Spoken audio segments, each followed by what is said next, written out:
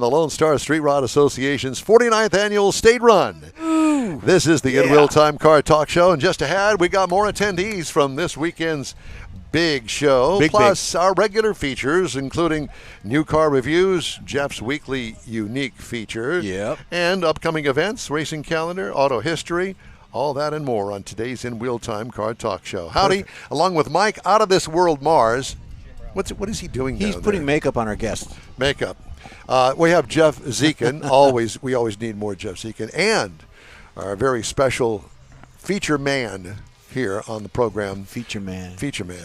That would be David Ainsley. Is that like Aquaman? I'm Don Armstrong. Glad you could join us today. If it seems a little weird to you, well, it has been. We've had weird.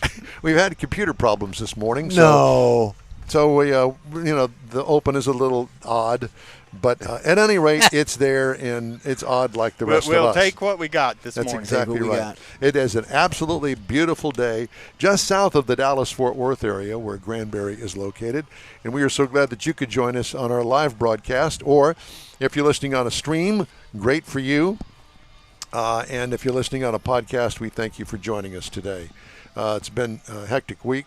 I've taken a week off of vacation and spent some time up with my daughter in Denver. You've been a world traveler this past week. I have been, and it's been crazy. But we're back, and we're headed toward home, and this is a little stop before we get to home. Just a little stop. Here in Granbury, and our friends with the Lone Star Street Rod Association. We'll tell you all about them coming up here in just a few minutes. But first of all, we have a guest, Mr. Mars. If you'd put down your phone and join us on our broadcast this morning. No. Okay. This is Jim Rowlett. Turn him off. Jim Rowlett. And I guess you're kind of like the legacy member of the Lone Star Street Rod Association. You mean I'm old? Well, I was trying not to say that, but I use that term with Don. But anyway, so, I mean, you're involved with the National Street Rod Association. You're involved with a lot of stuff. A lot of things. And they chose you to come over here for the Open so that you could kind of talk about where we are and what we're doing. Short straw. Who's going to get up this early in the morning? Exactly. So tell us about the Lone Star Street Rod. This is the 49th annual state run. Yes. Yeah. And we do the run every year. We try to get all the members together, and it's kind of like a family reunion with the cars, So pull that microphone a little bit closer to your mouth, if you would, please, sir. There you go. Perfect. Get up here close. That's Very good. Oh, good man. now. So we can hear you. So a state run, in typical layman's terms, you're going to run somewhere. Well, this is the run to the park. Right. Well, you got to run to your car and run for used to. Yeah.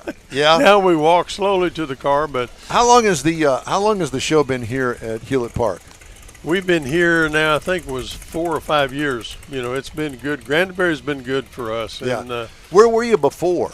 Well, we spent some time in down in Fredericksburg. Several years in Fredericksburg. We spent some time in Waco. And everybody just kind of they use us for a while and then they move us on. But we have a great time, and it's an opportunity, like I say, for us to get together as a hobby, as a club association, to spend some time and just kick back and enjoy the weather and enjoy ourselves and sure, fun stuff. How long is the event? How long is it's Friday, Saturday, Sunday. So it's one that you could still have kind of a part-time job if you wanted it and still be able to do this. Oh yeah. It's a lot of the hobby. Now, does the Lone Star Street Rod Association? This is a statewide group. Right. Participation. Yeah. And so I would imagine that you don't have things like, at the read off the minutes at the monthly meeting at the at the U-Totem store or anything like that. Yeah, no, we can't do that. We have quarterly meetings with the board, but you talk about just being in Texas. We've got one guy here this weekend from Canada. Oh, there you go. Came down to the event. We have a lot of members in Oklahoma and Arkansas. So we are a Texas-based group, but we have a lot of folks from all over the country. I think he wants to move it. He's hunting Jackie. Oh. Yeah, we're all hunting Jackie. Everybody usually is. Everybody, yeah. He's hey, hard Jackie, to could you find move your sometimes. red truck? We know you're a fireman, Jackie, but it's time to move that thing on the road. We can have it towed. Where is Jackie Hansen? Anybody Jackie know? Hansen. Paging Jackie Hansen. The keys are probably in it. Yeah, well, no, of course not. He was hoping somebody would steal it. I would imagine not. But at any rate, let's talk a little bit more about Lone Star Street Rod. How many members? We're right at 600. Wow. Oh, my God. Now, is 600 that's members? 600, not everyone is here today or this weekend? No, not everyone is here. You know, we'll have probably 250 here. And he's trying to race the guy with the Oldsmobile. There you go. But, you know, we have a good turnout. I told somebody one time, if all the members came one year, we'd be in trouble. You know, Well, we couldn't put them all in the park. Well, no. But, you know, obviously people are still coming in this Right. morning. Oh, yeah. So yeah, how many does this park fit? How many will it hold? If you got 600, how many are here this weekend for this event? We've got a couple hundred registered right now. So, Yeah. you know, we're probably looking at 300. Yeah. And it'll hold everybody. All It's makes, okay. all models, all styles. Yep. Is there a limit to the actual models of cars? I mean, an age limit? Can I bring my 2024 I was gonna Corvette? ask, is there a cutoff? We'll cut you off if you try to bring that 2000. And you won't be the first, I can promise you that. No, we're at a 1973 is The current cutoff. is the current cutoff. That's a good cutoff. That's a good timeline. Well, if you think about it, you know, 72 was the last year they didn't have the extended bumpers. Right. You know, they changed a lot of car design in 73. we 5 like to miles. we like to forget about the extended bumpers, the 5 mile an hour, the 10 Yeah. mile an hour. We'd like to forget about that. Forget about them. Yeah. Because no one does 5 or 10 anymore. No, And they don't if even. That's 70 not or even a 80. regulation anymore. I don't believe. No, I don't think No. so. It's just something they dream up. You Mm-hmm. know, let's get the car manufacturers going crazy. Yeah. Let's do this. Now, do you guys, besides this show, is this a judged show? Not particularly. You know, we Yeah. do. We have some picks. The people that here at the show vote, so they'll vote for top 10 and for you know, latest choice and those kind of things. But it is voted on, I guess, by the participants is the easiest way. Is this the big once a year gathering for everybody here at Lone Star Street Rod Association? Yes, this is the once a year get together. We've had guys say, "Oh, well, let's do this 2 or 3 times a year." Yeah, right. Well, you're not the one that has to put it on. Well, Organize yeah, exactly. And being a car guy that has gone back several years and done all the car shows, I can tell you that if you have more than 3 or 4 cars, and you're going to have a gathering of people, you're going to have to put some work into Yeah. it.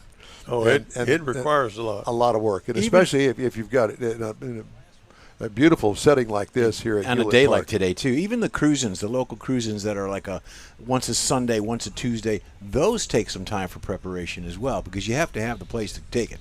Oh, absolutely. And, you know, you think that everybody will want you there every time, and they don't. You know? Yeah, but it's an interesting thing to have a car show of any kind because you got a built-in clientele there that's going to eat and probably sleep somewhere. Right. And I would imagine, from what we understand anyway, is that hotels are sold out this weekend here in Granbury. Yeah. They are. Yeah. And, you know, it's like the host hotel. When they open it up for registration, it's like 45 minutes. Sure. And it's full. Yeah. You know, because people wait, they know. And so they're gonna do what they can do. And got to get a room. Like you say, you got to eat. You got to have a place to sleep. And, you know, it's great. This is a great, convenient place for us, Hewlett Park, right across the street from the Hilton Garden Inn, which is our host hotel. Convention center type. Convention center's over there. So we do registration there right across the street. You come to the park. And Jim, where do all these cars come from? All over the state? All over the state. Any of them come from out of state? Well, I was Canada, telling a while ago, yeah. we've got one guy here from Canada. Really? Yeah. And he's a member? Registered. Do you yes, have now, to be a member to be here at the show? Not if you're out of state. Okay. If you live in the state, you got to join the association. But if you're out of state, you don't have to. So He's we out have, of country. That's like, whew. We have some other folks. We have some folks here from Oklahoma. They come every year. Matter of fact, we've got some guys here from Oklahoma that put on some games for the kids and for the adults. That's their deal every year. They want to come to and the support state support the show, association. Yeah. And so this person from Canada, did they drive in? Did they trailer it in? What do they have? Do you know? I understand they drove in. I have not seen the car, and you ought to be able to pick it out if it's from Canada. You know, probably have some weird license plate on it. I would imagine. Have a weird license plate. You got to have bugs on the window. That's right. Yeah, a few anyway. Canadian bugs. Canadian bugs with an accent. Eh? Hey. What about your car? What do you have? I've got a 38 Chevrolet and a 37 Ford flatback sedan. Yeah. Did you do the work on them? Some of it. Yeah. Both are which in the garage right now. You didn't bring it because you got your hands full trying to keep everybody trying to haul in order. all the registration stuff and all, Yeah. Time you load the late model up, you don't have room. So besides you, and how many do you have on your staff, and what are the volunteer situations like? Well, everybody's a volunteer, I'd imagine. Everybody. If you get in the way, you'll have to do something. But really, the staff consists of about 8 people, and we have, of course, our Rod Run chairman, Jackie, and of course, Rick Neely is our chairman. Mm-hmm. We've got a bunch of different folks. I happen to serve as a chaplain as well, so we do Sunday morning for everybody. And I've got a great quartet coming Sunday morning called Living Water. And, so everybody's got their little Where is that duty. going to take place? Take place in the gazebo up front. Nice. Right in the middle. And so we have a good time. We try to do a family-oriented type event. Of course. And, of course, everybody gets a little crazy.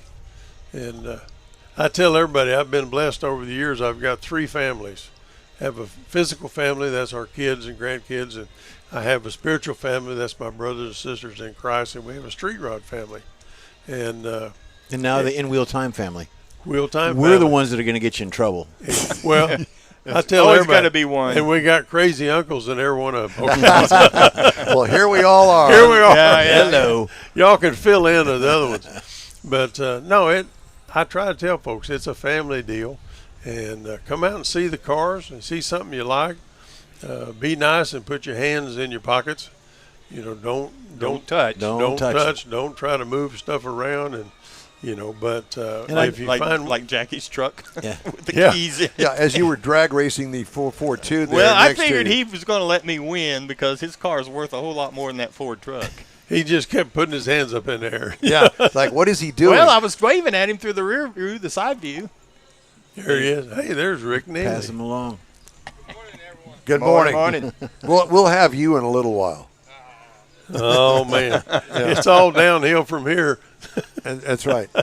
I was walking up there toward the front a little bit earlier before we went on the air this morning, and the one thing that this event reminded me of, you walk through there, you got guys sitting around waiting for the car to show up or sitting around next to the car that's already set up. Morning, how you doing? Yeah. Everybody, it's like a brother here.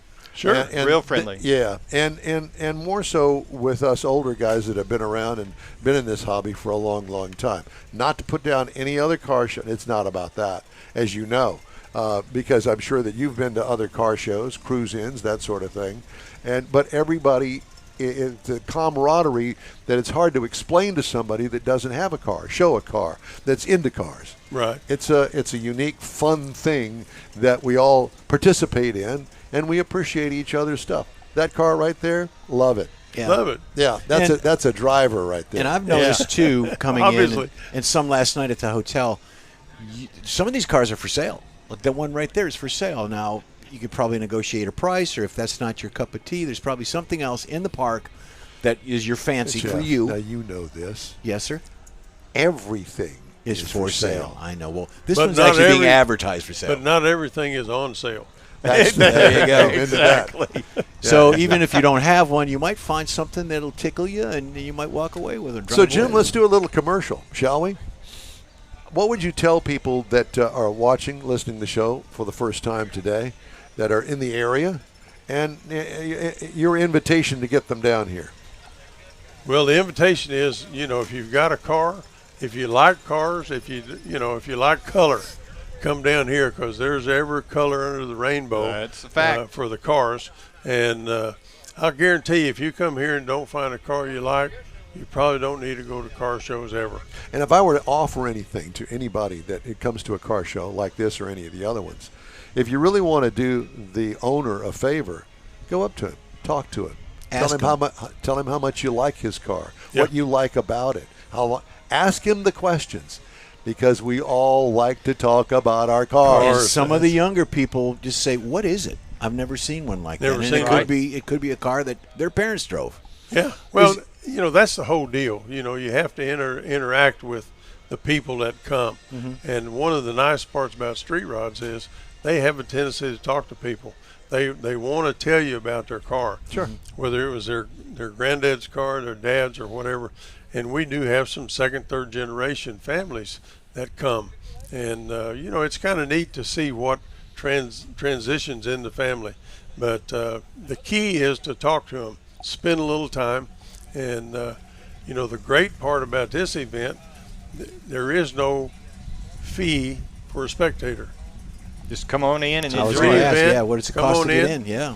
And, you can come around and look. Now, if you want to participate, bring your car, you have to register. Registration is open at 2 o'clock today at the convention center. Really? And then they'll open it tomorrow on site if anybody wants to come for tomorrow. So come out and be a part. You have to be a member of Lone Star Street Rod if you're going to come. How much does it cost to be a member of Lone Star? Oh, man, it's huge. It's like $35 a year. Oh, and you get the newsletter. Get the newsletter every month. And got a new editor for the magazine. Oh, yeah, we got new everybody. He was here a minute ago. He ran away. Well, Jim, it's great to talk to you. And we sure appreciate you stopping by and talking to us today. I appreciate you guys, and wish we could have been a little more animated, but, hey, we do the best we can. No, you're fine. Animated? Really? No. We're good where we are at our age. That's the way that works. So you're here all day. What time did you get here this morning? I come here to see you. Okay. All right. God bless you. Whatever time that was. Yeah, well. We'll go back over to registration. My wife's working registration, and the ladies, they're all volunteer. So they go in there and they make sure everybody gets signed in and get what they need. And it's a fun thing to do. And if you've never been around it, come around. So it ends today at what time? It'll end today. We try to close the park around 5, but people will be here late. They'll hang around in their lawn chairs if the weather stays nice. And then tomorrow open to close is what? We'll open in the morning about 8. We have church service at 10. And then we wrap up with the awards ceremony at noon. And then Monday you start planning the 50th anniversary. Oh, we've already started. You can't do this before you do the next one. But, no, we got the 50th coming. We're excited about that. We're going to have some fun stuff happening next year. We're looking forward to it. Jim, it's great to talk to you. Thank you so much for stopping by this morning. Jim Rowlett with the Lone Star Street Rod Association. You bet. We got the event calendar coming up. Mr. Mars will be back in his little place. Otherwise, we're going to drag him over here. We also have a new car review. Had a chance to drive the 2024 Mustang GT convertible. All coming up here on the In Wheel Time Car Talk Show. Stay with us. Pro-Am Auto Accessories has been serving Houston's auto enthusiasts since 1984, providing world-class products for sports cars, European sedans, and American muscle. Pro-Am is known as the place to go to find exclusive and hard-to-find parts and accessories. Pro-Am is one of the very first distributors in the USA for brands such as Recaro, Redline, Momo, Corbo, and Simpson. Located in the heart of Houston's premier retail and service corridor, the Galleria area, Pro-Am's walk-in storefront includes an 8,000-square-foot warehouse, showroom, and installation bays. Pro-Am not only sells parts and accessories, but also offers installation and service. Pro-Am is now reaching a worldwide audience through Pro-Am.com, taking its local reputation to the rest of the world. At Pro-Am Auto, you'll be dealing with a small group of professionals who truly want to help you with your automotive needs. If you don't see what you're looking for on the website, call and Pro-Am will lend you a hand. Pro-Am Auto, 6125 Richmond at Green Ridge in Houston's Galleria area. Call them at 713-781-7755. Want to feel good about something special you did for someone special? In Wheel Time and the original Lupi Tortilla group of Tex-Mex restaurants have joined together to help a very worthy cause, God's Garage, a Christian-based 501c3 charity. We know there are lots of places and organizations out there where you can donate a car, truck, or SUV, but we're asking you, our car enthusiast family, to consider donating to God's Garage. Visit godsgarage.org and learn about its mission, the women that have been helped, how each one is screened, and about their Restore You program. A car donation is an easy way to make a difference in the lives of others. God's Garage needs good operating vehicles, but will take all types in working and non-working condition. Make your heart and soul feel good by donating your gently used vehicle and help support single mothers, widows, and wives of deployed military at godsgarage.org. Welcome back to the In Wheel Time Car Talk Show. Today coming to you from the 49th Annual State Run of the Lone Star Street Rod Association in Hewlett Park, Granbury, Texas. So glad that you could join us. Let's do the event calendar. Mr. Mars has that. Yep, buddy. So a couple of things coming up real quick. Of course, we're here in Granbury, and it's a beautiful day. But coming up on March the 20th – oh, wait, wrong place. Wrong one. My bad. March. June 29th and 30th, Classic Truck Throwdown. Now, this is at the Lone Star Expo Center in Montgomery County Fairgrounds on Airport Road, Conroe, Texas. That's a big event, pre-99 only, limited to 2,000 vehicles. Spectators, $20 band for the weekend. Then we have the Corvette Invasion, largest Corvette car show in Texas, July 19 and 20, coming up. And the Bastrop Convention Center. You can go to CorvetteInvasion.com for more information on that event.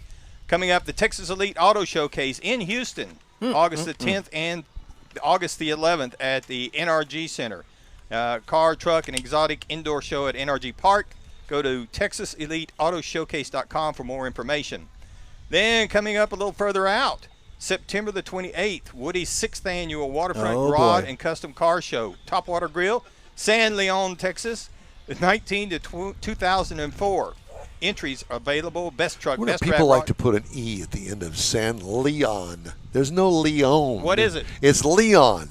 That's what I said. No, you didn't. You said Leon. It's on the coast. That's so not everybody what just you be heard. on You're the not. coast. Listen, anybody from Neaterville doesn't even know about Leon. Can you imagine Like pronouncing France, no, none of that. It's Leon. Pronounce Leon. I know a Leon. Pronounce Neaterville without the E. Exactly. Up to a 2004 best truck, best rat rod, best import, best paint, best engine, best interior, best of September's show. around the corner. It's going to come quick. Registration is $30 day of the event when you get there. Quick. Okay, are you done yet? Get the salad at the restaurant. They're great.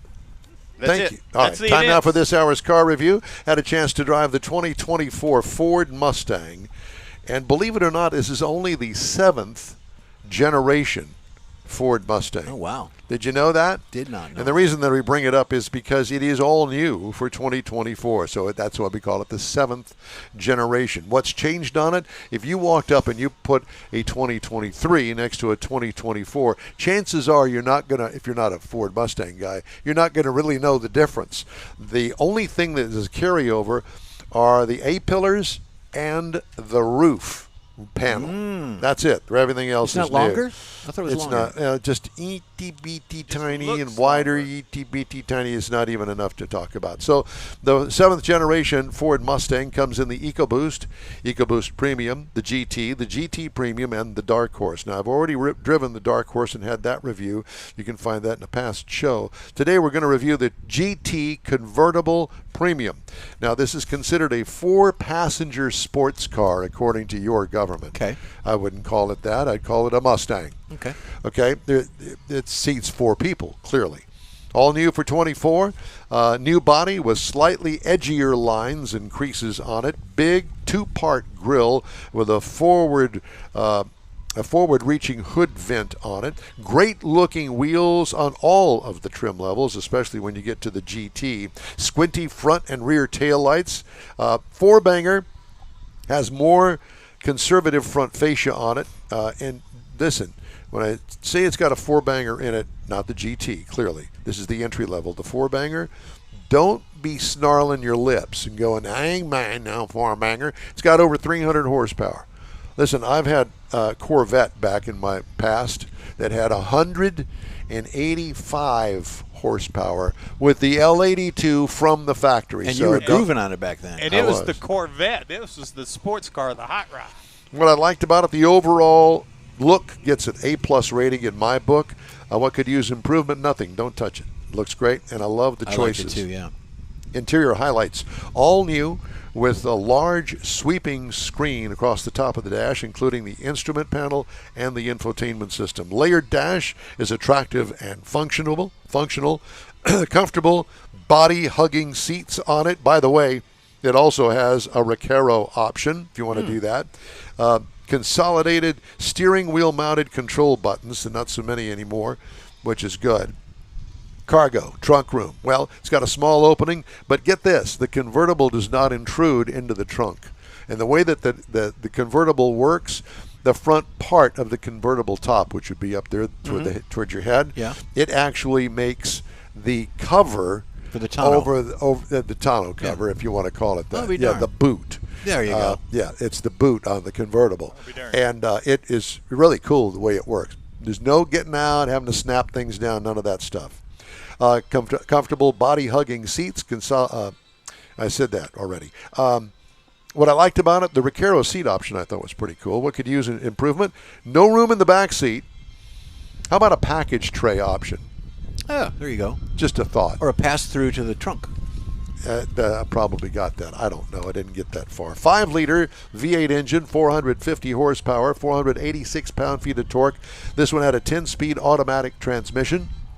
By the way, 6-speed manual is available. Yeah, baby. Miles per gallon rated 14 in the city, 23 on the highway for combined to 17. I got 18 over 262 miles. What I liked about it, acceleration and braking is superb on such a heavy car. What could use improvement? Nothing. Engine options are great. 4-cylinder EcoBoost to the big power, big boosted V8 in the dark horse. Ride and handling, comfortable yet sporty. What could use improvement? Don't touch it. Base price on this convertible, $49,075. Prices tested, estimated with the options, and I'm not going to go over the option list, but it was loaded up, $58,000. Base model price, you want to get in the 4-cylinder Mustang, $30,920. Competitors include the Dodge Challenger, the 23 model, because they don't make it anymore. If you can find one, $31,100 is where it starts. Chevy Camaro, again, if you can find one, $30,900, and the current Nissan Z goes for $42,310. Love the 24 Ford Mustang GT convertible, and thanks to the people at Ford for letting me have a chance to drive it. In-Wheel Time Car Talk Show is on the air, and we appreciate you being with us this morning, and we thank you very much. We'll be back with more of the show after these messages. Everyone at the Tailpipes and Tacos Cruise In at the Lupi Tortilla Tex-Mex in Katy, thank you for participating in the best cruise in around, and look forward to seeing you again. You'll hear about the next cruise in date right here on In Wheel Time. Next time you're in the West Houston Energy Corridor area, be sure and stop in at the original Lupi Tortilla Tex-Mex at I-10 and Highway 6, or the Katy location on the Grand Parkway at Kingsland Boulevard. When passing through Beaumont or College Station, stop in and have Lupi's award-winning beef fajitas and frozen margaritas. There's always a celebration at Lupi Tortilla. Lupi Tortilla founder Stan Holt and his wife Sheila are winning racers on the NHRA drag racing circuit and have a collection of hot rods and classics that everyone appreciates. Look for them at the next Tailpipes and Tacos Cruise In. The date will be announced soon and will once again be held at the Lupi Tortilla Tex-Mex on 99 and Kingsland Boulevard, just south of I-10 and Katy. We'll give you all the details right here on the In Wheel Time Car Talk Show and online. Donations benefit God's Garage. We'll see you then. You own a car you love. Well, why not let Gulf Coast Auto Shield protect it? Houstonian John Gray invites you to his state-of-the-art facility to introduce you to his specialist team of auto enthusiasts. We promise you'll be impressed. Whether you're looking to massage your original paint to a like-new appearance, apply a ceramic coating, install a paint protection film, nano-ceramic window tint, or new windshield protection called ExoShield, Gulf Coast Auto Shield is where Houston's car people go. Curbed your wheels? Instead of buying new, why not have them repaired? How about a professionally installed radar detector? Gulf Coast Auto Shield does that too. Get a peek inside the shop and look at the services offered by getting online and heading to gcautoshield.com. Better yet, stop by their facility at 11275 South Sam Houston Tollway, just south of the Southwest Freeway, and get a personal tour. Gulf Coast Auto Shield is your place to go for all things exterior. Call them today, 832-930-5655 or gcautoshield.com. That's it for this podcast episode of the In Wheel Time Car Show. I'm Don Armstrong, inviting you to join us for our live show every Saturday morning, 8 to 11 a.m. Central on Facebook, YouTube, Twitch, and our InWheelTime.com website. Podcasts are available on Apple Podcasts, Spotify, Stitcher, iHeart Podcast, Podcast Addict, TuneIn, Pandora, and Amazon Music. Keep listening, and we'll see you soon.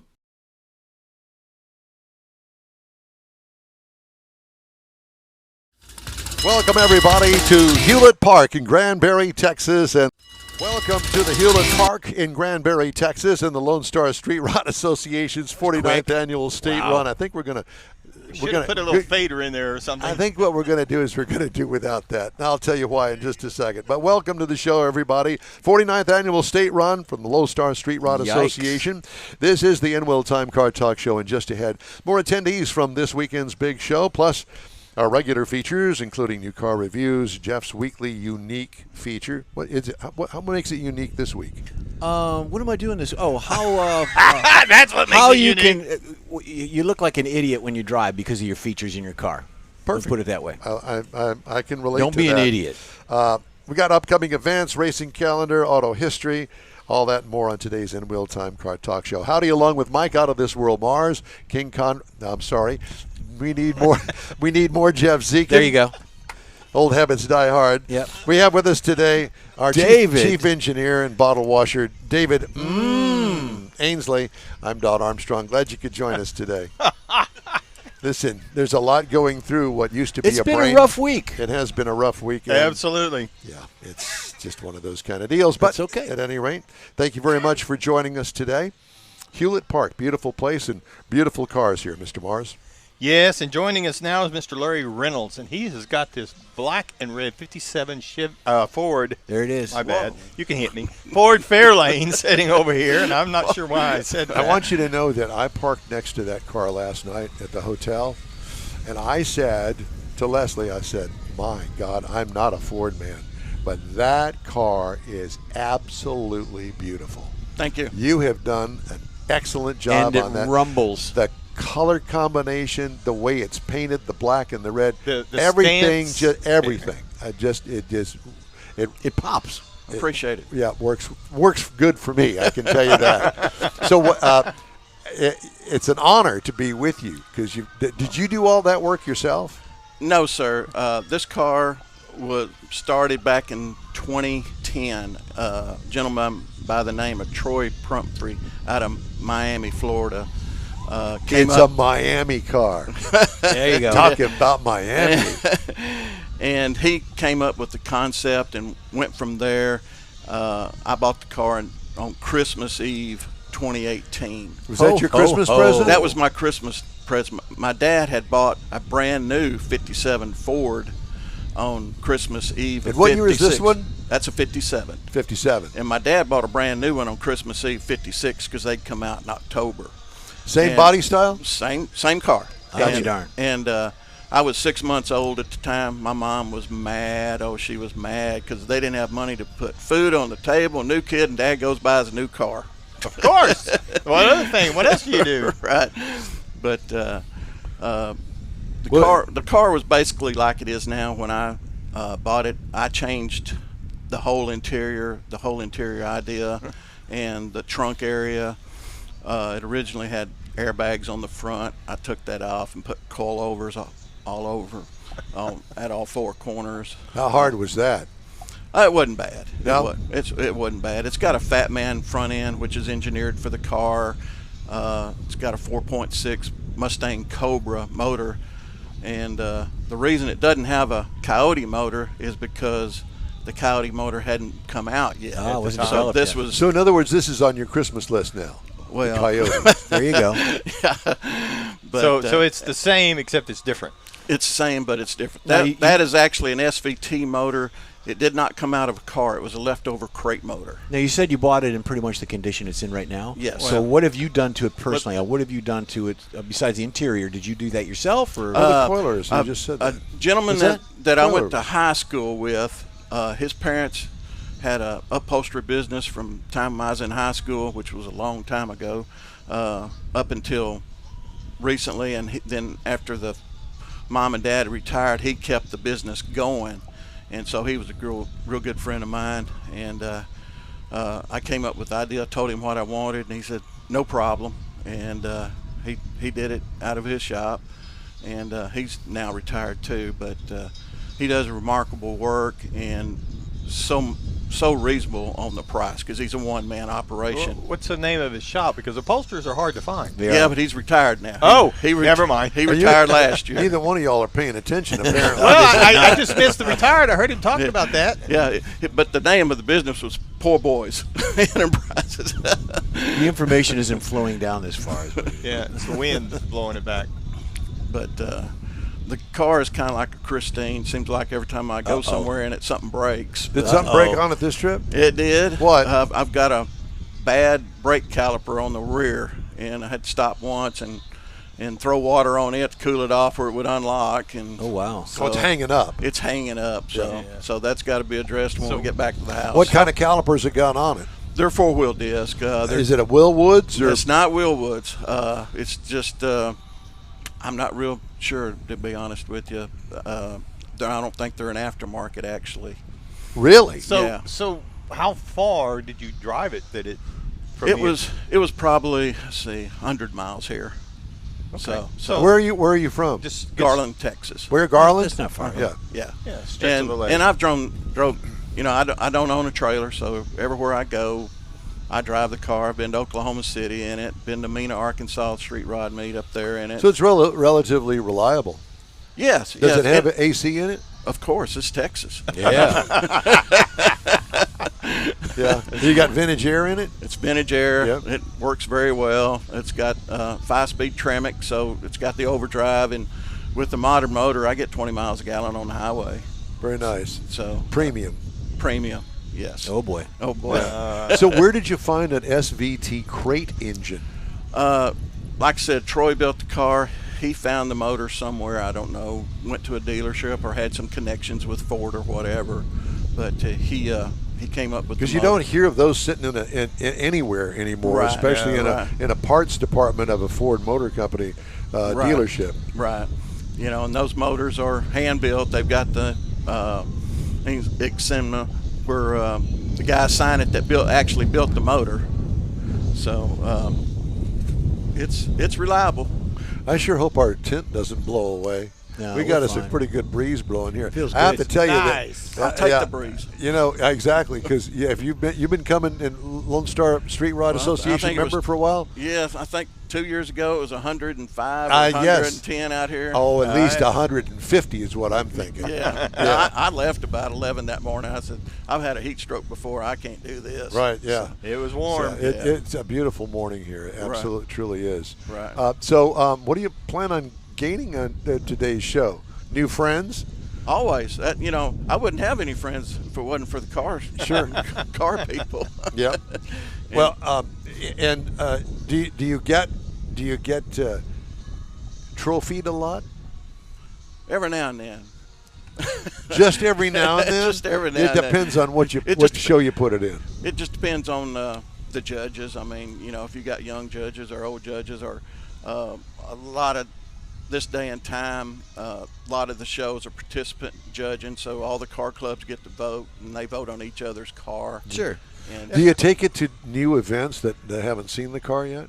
Yes, actually, I'm planning on going to Temple in October. They've got a big meet down there. We have a friend of ours that lived there by the Yeah. name of George Skelton, and George, if you're listening, he's coming to see you. It's Ribs and Rods show down there in October, and last time I went, I think they drew 600 or 700 cars. It's a huge park. That'd be a great place for us to get invited to. Yes. Yes, it would. Yeah. Yeah, So pull your strings. I don't have any strings. No strings over there. I'm the oddball. I drive a Ford. That's true. A 57 Ford. Well, it is stunningly beautiful. And did you know Ford outsold Chevrolet in 57? No, I did not know that. Yes, Ford outsold Chevrolet. That's interesting, especially with the iconic 57 Chevrolet. And what amazed me, I had a real good friend. He's passed away now, but he worked at a Chevrolet dealership in 56. And when the 57 come out, the owner tried to find every 56 he could find because nobody he could sell them, and nobody liked the tail fins. Yeah, nobody liked 57.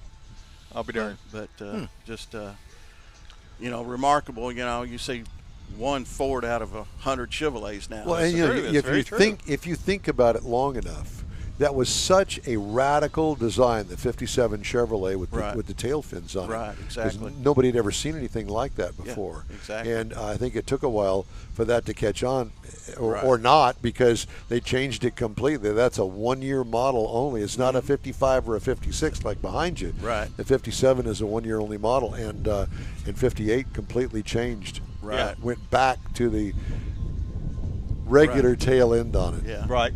Quad headlights and things, And 58s didn't sell that well because the economy wasn't doing that well. Right. So, and it was a one-year car. Yeah. But, how hard are parts to find for a 57 Ford? Very hard. Yeah. There's a couple of reproduction companies. Carpenter's one of them. He has a lot of stuff for the Fords, but they're not. Well, you don't see that many of them. No. And with you telling us that Ford outsold the 57 Chevrolet, you would think that there would be a market, an aftermarket for parts for that car, but apparently not. Well, I'm assuming the Fords rusted real bad, and Ford just wasn't as popular as Chevrolet. Well, and I think maybe the engine, because if you think about it, a lot of these, like these 32s and these 27s that are sitting over here, a lot of them run Chevrolet power plants. Right. So the small block Chevrolet. Chevy was really powerful. Oh, yeah. And not too many guys are going to put a small block Chevy in a Ford like that. Exactly. So that is a no-go for me. Well, that's what I'm saying. I am sorry. So if it's a Ford, it better have a Ford engine. The as far as I'm popularity concerned. in it Right, kind of loses some because of the power. I think that's the reason I think they weren't so popular. Right. Buy another car. Don't put another engine. No. That's what I'm saying. They didn't, and that's the reason it's not popular. I mean, what was it? 312s, 272s and 312s. Yeah, and it just the Look at you, performance market. Mars. How did you know about that? I have one. Did you? I had a 312 engine. In what car? Ford. Trying to remember. No, actually, I was trying to put it into a 65 Mustang instead of a 289. I thought bigger cubic inch and more. Anyway, no, that's a different story. but either way. Yeah, you're speaking of Ford in a Ford, it reminded me. In 2019, I took this car to Cruising the Coast in Biloxi. Yes. You probably heard about that. Oh, yeah. And Street Rodder magazine picked that car best Ford in a Ford. And I got a real nice jacket, and it was going to be in Street Rodder magazine, but the month it was supposed to be in is when Motor Trend bought out all the magazines. Yeah. And so it didn't make the magazine. Killed it, but I got the article anyway. Well, that's good for you because I was on the end when I was doing some freelance work. I had 3 magazines that Interstellar bought and just shut them down one day. They just said, "Oh, no more." And Street Rodder was one of the most popular magazines out there. Oh yeah. I just didn't get it at all. It was bean counters. That's all I'm going to say. Well, the whole TV thing is all jacked up now too, because there's no more Motor Trend TV. Discovery Plus. That Plus kills you. What? Yeah, you got to stream everything. Yeah, it'll get you. Yeah. Let's see how we can scam everybody out of every last It's all about nickel the dollar. that they can possibly make. Well, guess what? Yeah. I ain't watching anymore. I ain't either. And I bet you everybody else the same way. If it don't come on my dish, I don't get it. Yep. Well, there you go. You know what a shame. So, do you plan any other changes other than your brake issue? Have any other changes in store? No, not really. I'm pretty satisfied. I mean, it seems to be, like you said, real reliable, dependable. Yeah, one of the main things I get out of a car, if when I get out of that car and I turn around and look at it again, I know that's the car, because I love. You still have that feel for it. Yeah, you know, there's nothing I don't like about the car. I mean, I love the color. I love the stance. You know. I do too, and I'm not a Ford guy. Right. But I like it too. And I had when I was in Autorama a few years ago, the guy that judged my car, which it won't do that well in Autorama because it does have road, you know, a couple. It's a driver. It's a driver, so it's not an Autorama car. But the judge came around. He said, you know, I'm not a Ford guy, but I love this car. I do too. You know. Well, like I said in the parking lot last night, I didn't know you nothing. I didn't nothing about the car. Right. I just thought, wow, what a beautiful car that is. It really is. Right. Yeah. I'll have to agree. I want to know how you found. Did you find it on the internet in Miami for sale? eBay. No. eBay. Shut up. Yes, eBay back in 2018 on eBay, and I called the guy and made him an offer, and he said okay. So, and it was a one family-owned car. He sold that to build the 4040 he had, and I said I would have never sold it if this was my parents' car. Really? Yeah. Yeah. It just didn't make sense. So that means it's a two-owner.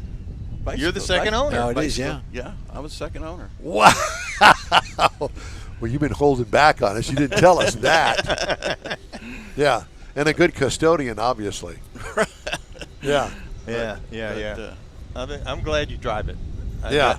And, you know, I've had a show car, and I appreciate show cars. You know, trailered cars. I've been down that road. I do appreciate it because it takes it to another level. But at this point in my life today, I like driving my car. Right. Absolutely. And I think that there's a lot to be said for that. And it looks as though that most of the people here do the same thing and have the same feeling about it. That's what this organization's about.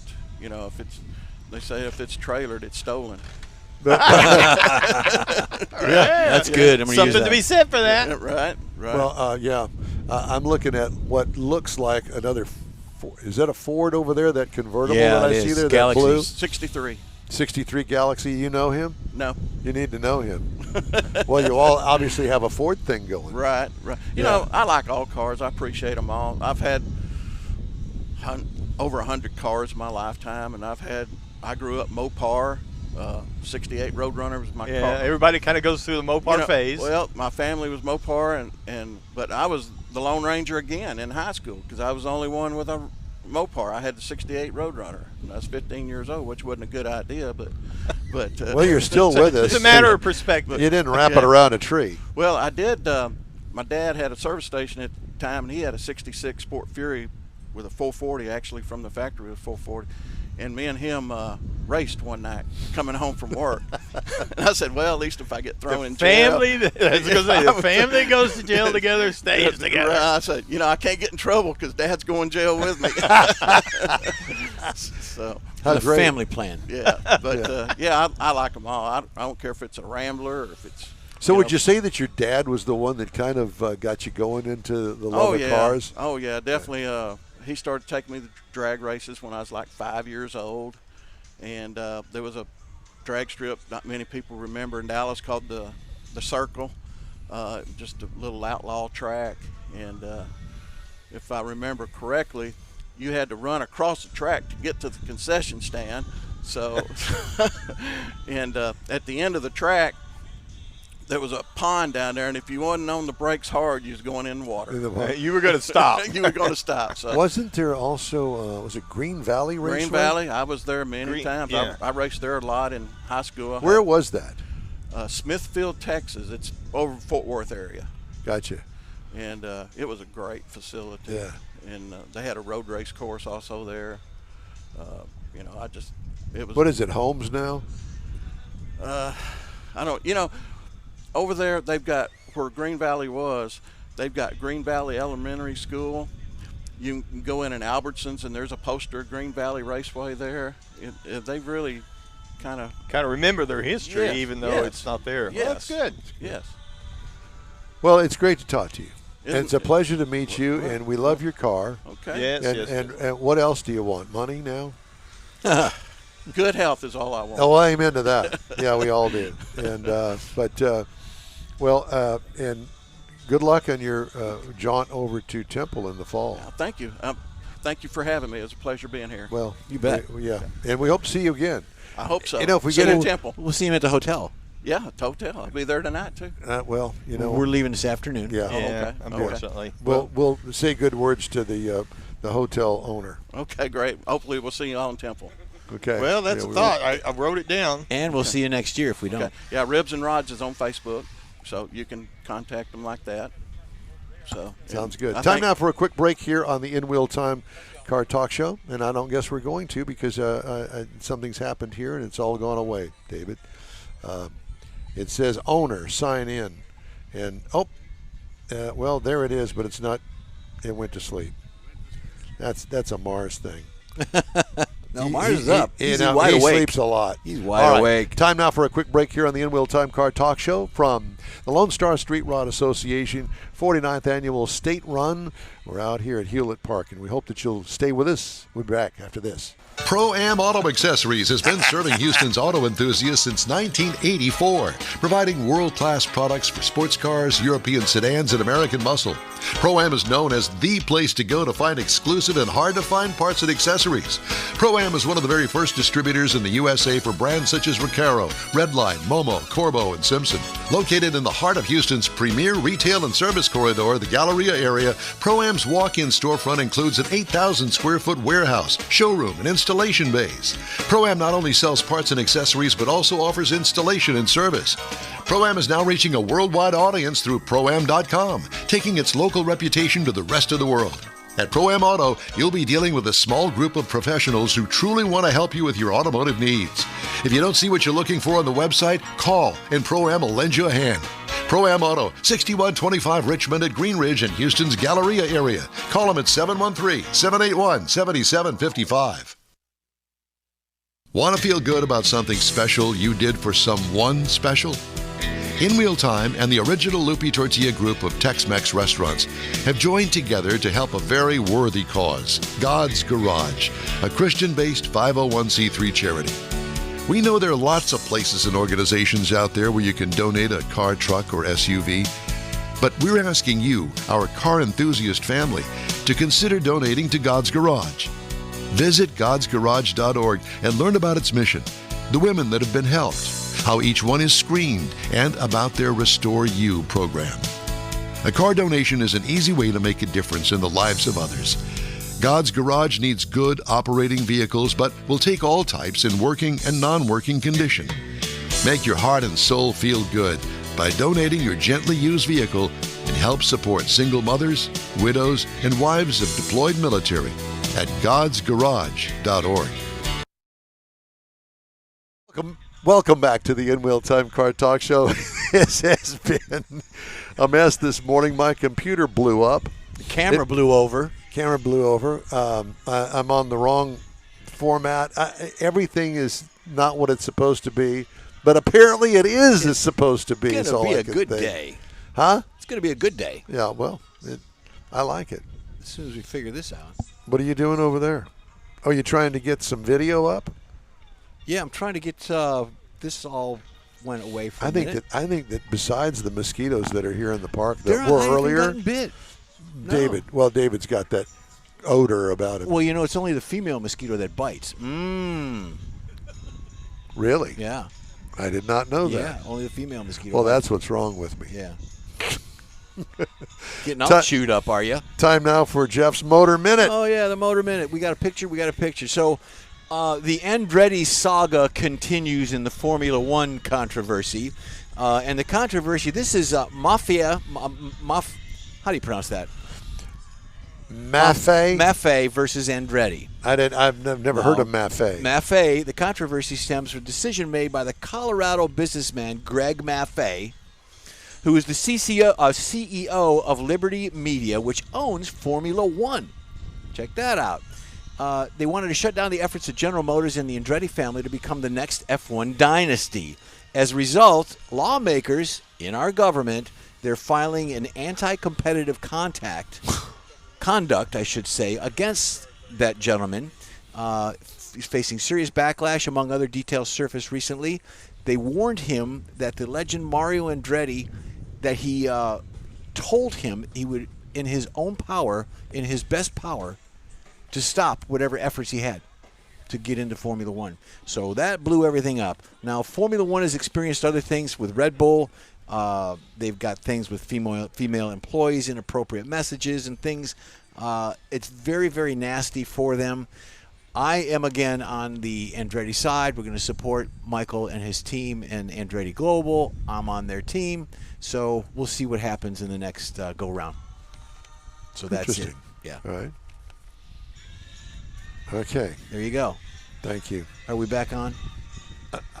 I don't know. Are we?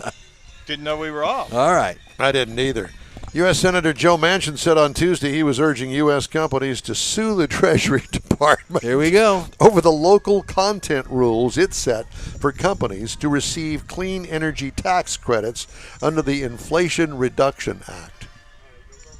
Longtime West Virginia lawmaker told U.S. Treasury Secretary Janet Yellen to go yell somewhere else during a hearing of the Senate Appropriations Committee that U.S. manufacturers are being damaged by the content rules, which he said Treasury had halved from the original language in the law. Go, Joe. Go, Joe. I think that's a hand cleaner, isn't it? It is. Yeah. It's kind of an orangey, very That's aromatic. orange. That's another brand. Oh. But does the same thing. Very Very pumacey. Pumacey, yeah. Somebody's got an air wrench going on there behind us. Apparently, they're air wrenching. They're air wrenching over there. Okay, well, there's one. Is that like air drumming? It is kind of like that. Just making sure. Toyota Motor Company, still reeling from a rash of misconduct at group companies, is embroiled in a new scandal and will halt sales of 3 models in the home market, Japan, after the automaker found that it had conducted inadequate vehicle verification, including for safety tests. Mazda, Honda, Suzuki, Yamaha were also caught in similar certification testing missteps under a review prompted by Japan's Ministry of Transportation. So the homeboys are over there slapping wrists, apparently, going, you can't be doing none of that. Okay, well, that's just fine. Things are coming to light. A lot of stuff's been behind the scenes in secret. No more. Apparently so, but who was to know? Yeah. Transparency. We didn't. Pardon me? We didn't know. Transparency. Well, according to the story, I've got a feeling that they didn't mean to do it. They just didn't know they were doing it. But how do you have a bajillion-dollar company and go, oh, I didn't know we weren't supposed to do that? Or I didn't know that we were supposed to do that? Well, don't you pay people a lot of money to know that information? Well, that's what I was going to say. You know, at the CEO level, you got 100,000 employees under you. Somebody gets paid to do that. You don't necessarily have. I bet you they ain't getting paid no more. No more. Because they are in trouble and they're going away. You're fired, sir.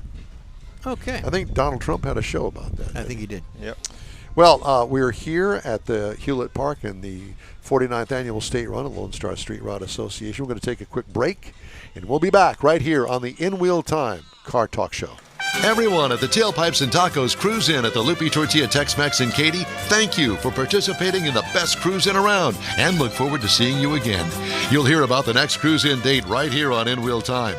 Next time you're in the West Houston Energy Corridor area, be sure and stop in at the original Loopy Tortilla Tex-Mex at I-10 and Highway 6 or the Katy location on the Grand Parkway at Kingsland Boulevard. When passing through Beaumont or College Station, stop in and have Loopy's award-winning beef fajitas and frozen margaritas. There's always a celebration at Loopy Tortilla. Loopy Tortilla founder Stan Holt and his wife Sheila are winning racers on the NHRA drag racing circuit and have a collection of hot rods and classics that everyone appreciates.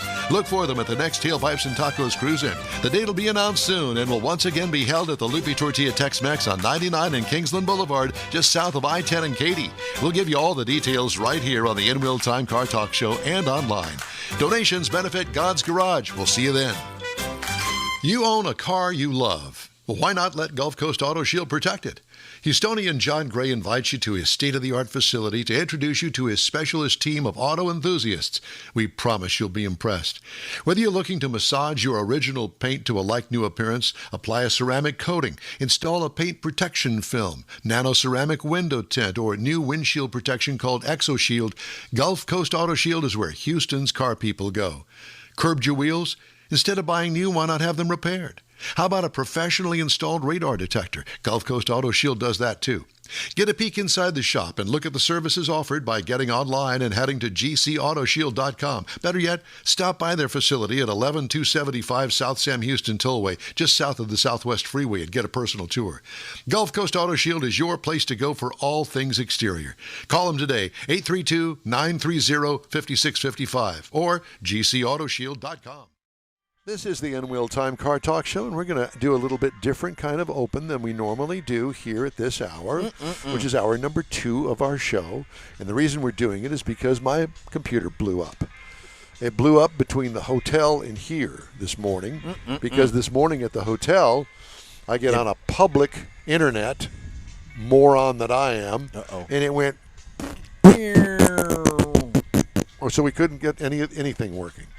Thank God for David, because he's managed to put some Band-Aids on certain things, and we're able to. Yeah, we patch it together. That's what David's Mars. good at. He is good at that. He's good. In fixing stuff. Now that we've got that disclaimer out of the way, I can tell you that I'd like to welcome you to Hewlett Park in Granbury, Texas, and the Lone Star Street Rod Association's 49th annual State Run. This is the In-Wheel Time Car Talk Show, and just ahead, we got more attendees from this weekend's big show here. Big. Plus, our regular features, including new car reviews, Jeff's weekly unique feature, upcoming events, racing calendar, auto history, all on today's In-Wheel Time Car Talk Show. We are streaming, we are live broadcasting, we are podcasting, and, we may be doing that too, never mind. We're awake. We're awake. That's a miracle in itself. But along with Mike Out of This World Mars, we always need more Jeff Zekin, Chief Engineer and Bottle Washer, David Ainsley. I'm Don Armstrong today only. So thank you for joining us today. And Mr. Mars has our next guest. And I'm really happy to introduce this next guest, because a couple of times we've been to several different museums, and twice we've been to the Roadside America Museum in Hillsboro. And that's quite a museum. Yes, it is. And it's a museum of everything that he likes. Well, it is.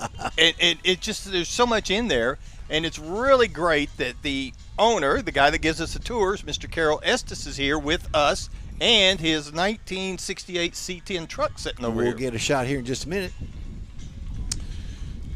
Morning. Okay. Morning. Now, Hillsboro's not very far away. No, it's about an hour drive, hour 15. It's not too bad. So your truck. Tell us about your truck. Well, it's a 68 Chevrolet C10 pickup, short bed. I bought it as is about 6 years ago in Ohio. I was waiting for you to say, "Yeah, I bought it out of the car lot." I wish. I love those stories, though. Yeah. No, that was. Where did you buy it? In Ohio. Would you find it online? Yes, sir. Yeah. Yes, sir. Yes, sir. Like our last guest, did you happen to find it off of eBay? Did you? Oh gosh, you're gonna ask me that. I mean, I don't have a memory the last 6 years. It was on one of those Facebook marketplace sites. Yeah. I believe I don't remember what happened yesterday. I know.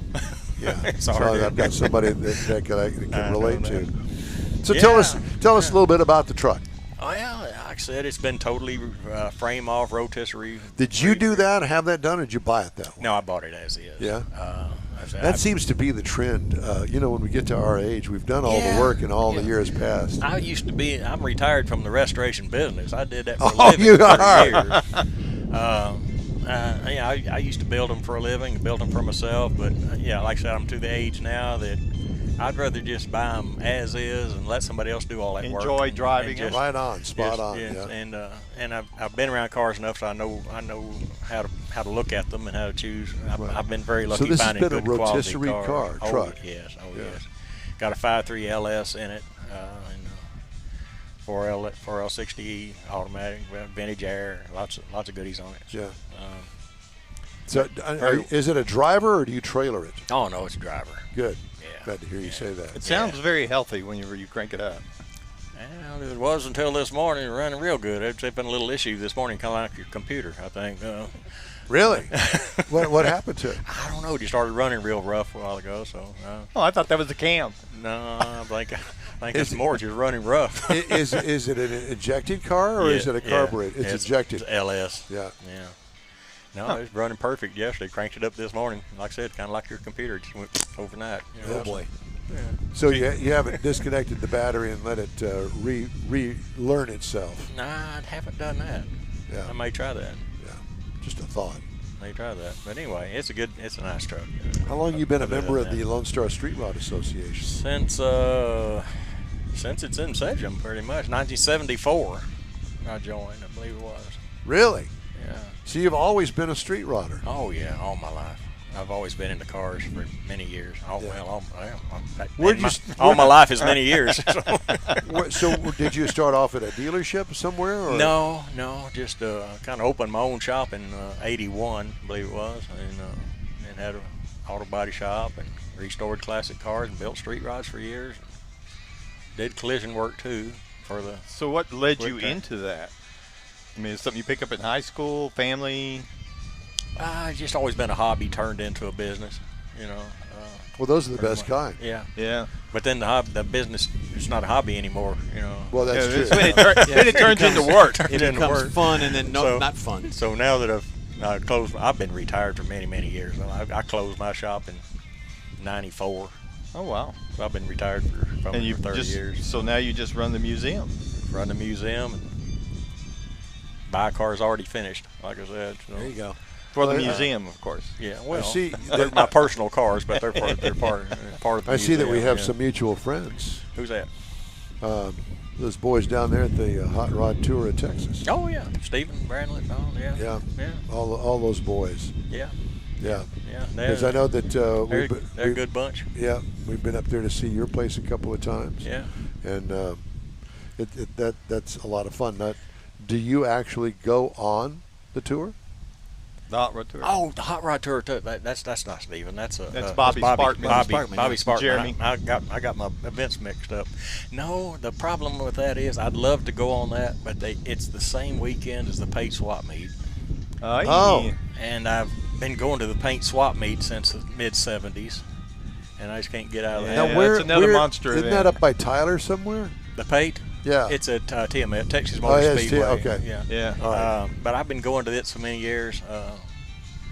I just can't get out of the habit, I guess. Well, do you go up there to buy, sell, look, enjoy the atmosphere, if you want to call it that? Try to sell. Usually buy more than I sell. Yeah. Look, hang Well, what out, do you sell? drink too much, whatever, Stuff from the museum that you put on display? No, just anything. I used to deal a lot in advertising memorabilia, but that stuff got so hard to find, and you can't find anything you can flip. It's just things I come up with through the year. Car parts a lot in the last couple of years. So if you see something that you think you can make some money off of, you'll buy it. Yeah. If the price is right. Pretty much. Yeah. Yeah. And I'm sure that you're not by yourself at that particular event. I've No. not been there, but I've No. seen pictures of it. And I know people that have been, well, you have, and they speak very highly of it. It's lots of fun to go to, even if you don't buy anything. Yeah. Or maybe have Bobby make it a stop next year. It's pretty. It's a huge event. It's massive. I went twice. Pre-COVID, I went twice, and he's right. I mean, it takes up one whole section of the parking lot for the Speedway, and you can't walk it in 2 days. They can rent little carts to get around if you really want to see all of it, and that doesn't count the car corral. It's over only across the highway, Right. Well, it's or right across the parking lot. Next to the stadium. Well, you can take your rollator, Mars, and get over there. Yeah. Or put a motor on my wheelchair. Well, I take my Hover round. I take my 3-wheel scooter, get around. There you go. So If you want to cover any ground, there's no way I'd walk the whole thing. no, not anymore. And it was, like I say, it's probably been 7 years since I was there. Yeah. Maybe longer. Have you been coming to this event every year? Since '74. Yep. Now I missed a few when they had it down in Fredericksburg. I skipped a few of those, but for the most part, I've been to all of them here. We went to all of them in Waco. Well, the Hot Rod Tour, stopped up in Fredericksburg this year. Right. And, boy, has that place changed. Yeah. Yeah, it's become so commercial now. It's touristy. Yeah, really. Very touristy. Yeah, the Hot Rod Tour came by my place 2 years in a row. Yes. And I was their final stop last year, their finale stop, and that was a lot of fun having them there. Yeah. And the town where you are is a cute little town that everybody should see. Right. It's a great little stop. Yeah, Hillsboro. Yeah, it's got. How did you wind up in Hillsboro? Well, I lived in a little town up South Dallas County, and a town just outgrew me years ago. And I always wanted to live in a small town in an old building in a downtown area. And do you live in the museum? Yes. Yeah, I got living quarters in the museum. And that's pretty cool. It's an old Ford dealership. Yeah. Building was built about 1910, near as I've been able to determine. And yes, and where the offices were and all, I built in living quarters in there, and I live right there on the grounds and just open up when anybody calls and wants to tour. I open up and give a tour. You can go out there and see Bob's Big Boy anytime you want. Right. So you're here right now. Who's minding the store? While I've got a friend of mine, Vicky, and a friend of mine who's kind of my volunteer tour guide when I'm out of town. So yeah, caretaker type helps for the business. A lot. Yeah. And tourists come and go. What kind of music do you like? What kind of music? Yeah, what kind of music do you like? Oldies. What else? Oldies? Is there anything else? Well, country oldies. Well, yeah, I love classic country too. Sure. Yeah, anything in the 50s and 60s, 50s. Who's got that noisy microphone, David? Is all of us, or is it me? It's everybody. Wind. Okay. Sorry about that. Cut it, but it didn't help. No. I'll go. No. You're fine. I know. Dave's got it. We got windsocks on them and everything, but we have no complaints whatsoever about the wonderful breeze that we have here today. Nice breeze. Yeah, exactly. Breeze. So do you know most of these guys here at the Lone Star Street Rod Association? I know most of the old guys. Yeah, they've been around. You were going to say old goats? Yeah. Is that what you're going to say? And I was in line in the registration yesterday, standing there and looked around. So I asked somebody, "What do you think the average age is in this building here?" Yeah. It's getting older every year. Yeah. So I'm a little concerned about where the sport's headed in the future for that reason. Well, yeah, there is that. However, you stop and think about it. Who was it that started this? And that was our dads mainly. Right. After World War II. The whole drag racing thing, and all of that has changed and continues to evolve. Who's going to know what's going to happen to all of this? Yeah. I mean, I have two daughters, and neither one of them are interested in cars, clearly. And so, what's going to happen? I don't know. Well, kids nowadays, they like the new Mustangs and Jeeps and BMWs and that sort of thing. That they don't really care much. Maybe about they will these have old their cars. own classic BMWs and Jeeps and that sort of thing in the future. I don't know. Well, you look at it, and you got the JDM clubs, the Japanese domestic markets, manufacturers, all that. That's a different segment of the auto. Yeah. But nothing like this. No. Oh, this. But when we were in high school, these were in the junkyard. Yeah. Right. And all we wanted was the new stuff that Ford and Chevy and Dodge had to offer. Yeah. That was the 60s and 70s, 50s. Well, mainly the 60s, and as opposed to Mom's Buick Skylark, right, where they had no power whatsoever. So it's going to be interesting to see what happens here in the next few years as we continually die off. Right. Yeah. And I'm sure that there are some cars here today that were purchased out of some estate sale somewhere. You know that. Yeah. And not that that's a bad thing, because it keeps the hobby going. Some of the offspring of some of the old hot rodders are taking up the sport in the old traditional way, but I don't think there's enough to maintain this level of participation 10, 12, 15 years from now. Exactly. Yeah, and that's a sad thing, and it's a worry, and we all continue to try to entice our children, our grandchildren, to get in the sport. Some are. Yeah. Some are going into the automotive field. But, automotive today, dealerships, they've all changed. I mean, you don't have the big Sun tune-up machine sitting over Right. in a two-bay stall somewhere. You got a laptop and computers. Yeah, you plug it in while you're sitting in the car in the air conditioning. And don't get me wrong. I mean, let's face it. If it weren't for that, the sport of it as it is today wouldn't be what it is today. How many LS engines are there out there that are tuned by a computer? And I don't have a problem with it. As a matter of fact, I encourage it because that carburetor hell that we used to go through. God, you see a car with a carburetor on it now, and you see some guy out there going, trying to unstick those floats. Oh yeah, all of that stuff. Poor him. I did talk to Rick for a little while yesterday, Rick Neely, and they are going to go to a 30-year rolling. Everybody's got pre-49, pre-50, whatever. Like Woody went up to 2004 now, but they're going to go with Lone Star is going to go to a rolling 30 calendar. So trying to get more younger people engaged into the sport. And get them active and coming out here. So you're going to see some later model vehicles. Well, my Corvette is 23 years old. Well, and you're not. In 7 years from now, it'll be eligible. Yeah.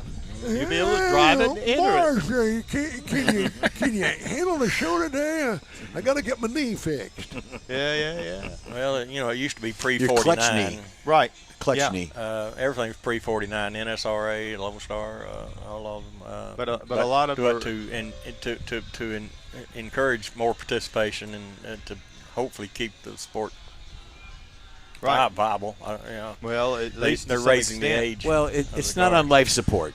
Going to roll again. He's going to roll again. Uh-oh. He's going to run over himself with it. Uh-oh. God dang it.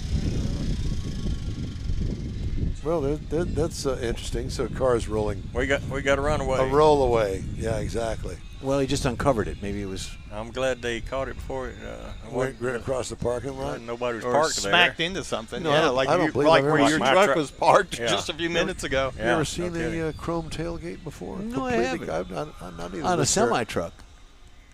What? Yeah. the way the lights are and stuff. Okay.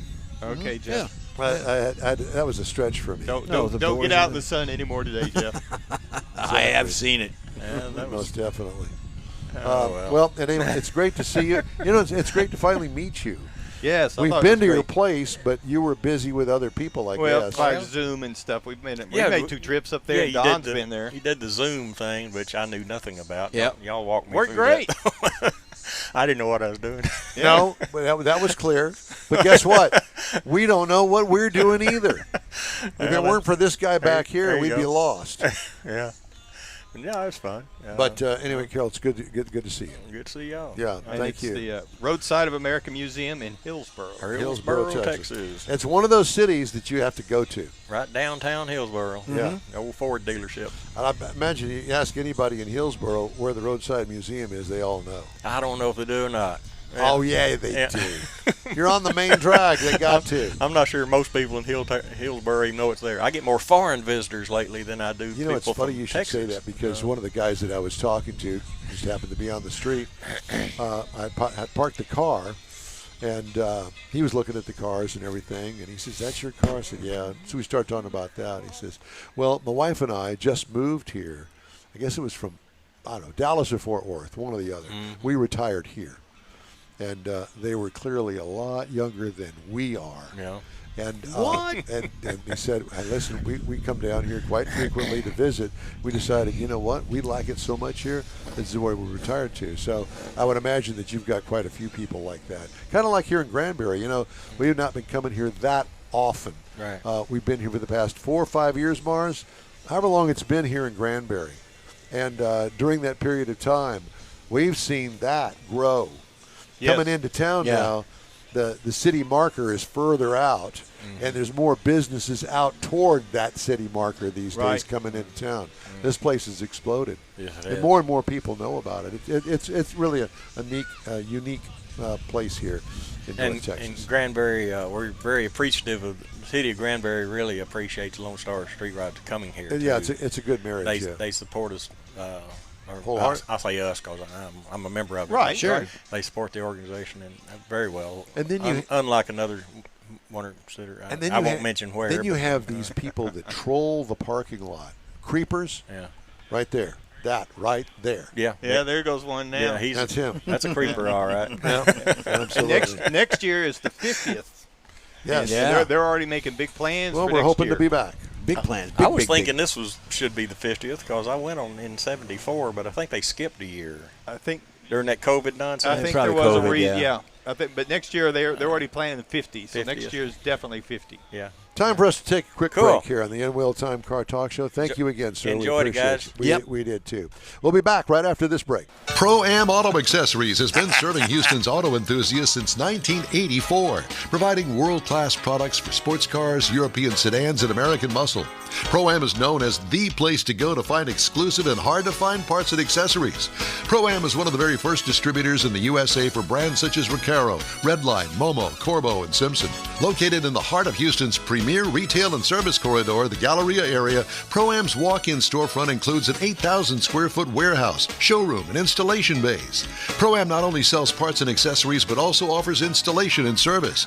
Pro-Am is now reaching a worldwide audience through Pro-Am.com, taking its local reputation to the rest of the world. At Pro-Am Auto, you'll be dealing with a small group of professionals who truly want to help you with your automotive needs. If you don't see what you're looking for on the website, call and Pro-Am will lend you a hand. Pro-Am Auto, 6125 Richmond at Green Ridge in Houston's Galleria area. Call them at 713-781-7755. Want to feel good about something special you did for someone special? In-Wheel Time and the original Lupi Tortilla group of Tex-Mex restaurants have joined together to help a very worthy cause, God's Garage, a Christian-based 501c3 charity. We know there are lots of places and organizations out there where you can donate a car, truck, or SUV, but we're asking you, our car enthusiast family, to consider donating to God's Garage. Visit godsgarage.org and learn about its mission, the women that have been helped, how each one is screened, and about their Restore You program. A car donation is an easy way to make a difference in the lives of others. God's Garage needs good operating vehicles, but will take all types in working and non-working condition. Make your heart and soul feel good by donating your gently used vehicle and help support single mothers, widows, and wives of deployed military at godsgarage.org. Yeah. Okay. Well, we had thought we were going to do a switcheroo, but we're not going to do a switcheroo because we're unable to do that. So we've had a computer. Never mind. Just never mind. Just listen. We've had a computer meltdown here this morning. But we've managed to work around it, and so it's a different kind of thing. But we're doing fine. Okay. So now it is time for Jeffrey's feature. Yeah. Which is? I'll talk slow. 10 car habits that make you look like an idiot on the road. Oh, on the road. Okay. On the road. All right, yep. So the first one is, everybody sees them, especially at night, the blinding headlights. Installing excessively bright headlights can blind other drivers and create hazardous conditions. Now, I can relate to that. I installed some blindingly bright headlights. Well, there's headlights that are bright, exactly, and you can adjust them. While you might think that brighter lights improve visibility, they can impair vision of the oncoming traffic, which is the result. This increases the risk of accidents.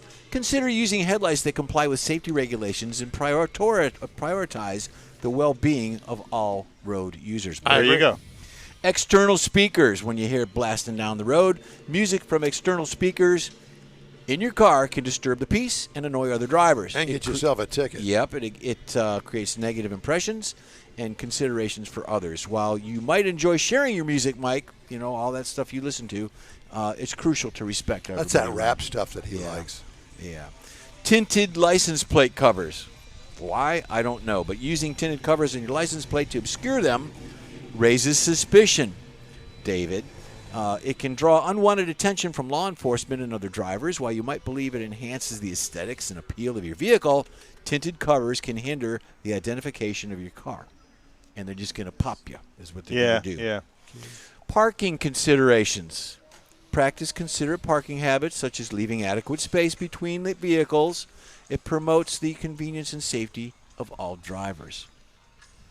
That in mind, avoiding tight parking spots and allowing room for maneuvering risks the damage of neighboring vehicles. So be careful. It minimizes inconvenience for the fellow motorists. Respecting parking lot etiquette fosters stress-free parking environment for everyone. It really does. Too much honking. Using your horn for emergencies. I'm guilty of this.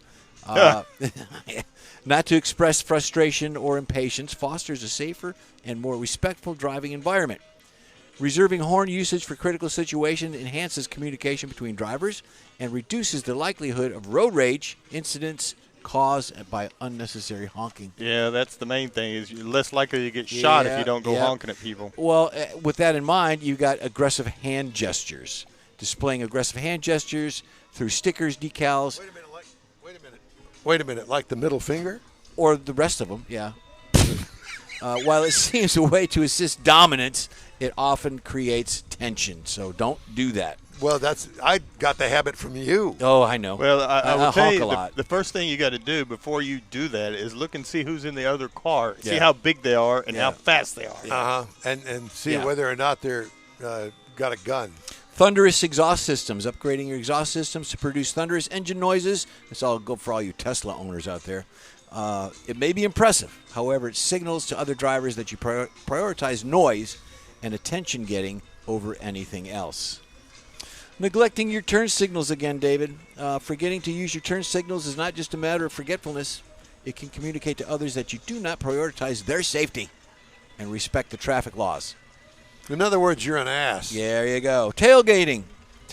Driving too closely. Can I interrupt just for a second? Yeah. Ma'am, I really do like your pants, and I want a pair just like those. I think I'd look really good in those.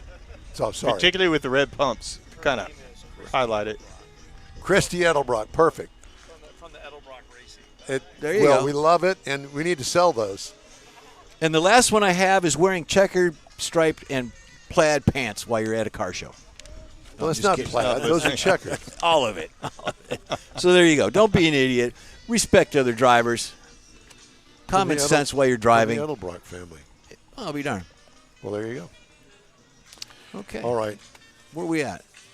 David's gotten all excited over here because I think he's got part of my computer working again. Uh-oh. Did you find it? Did you find it in there? Did you find it?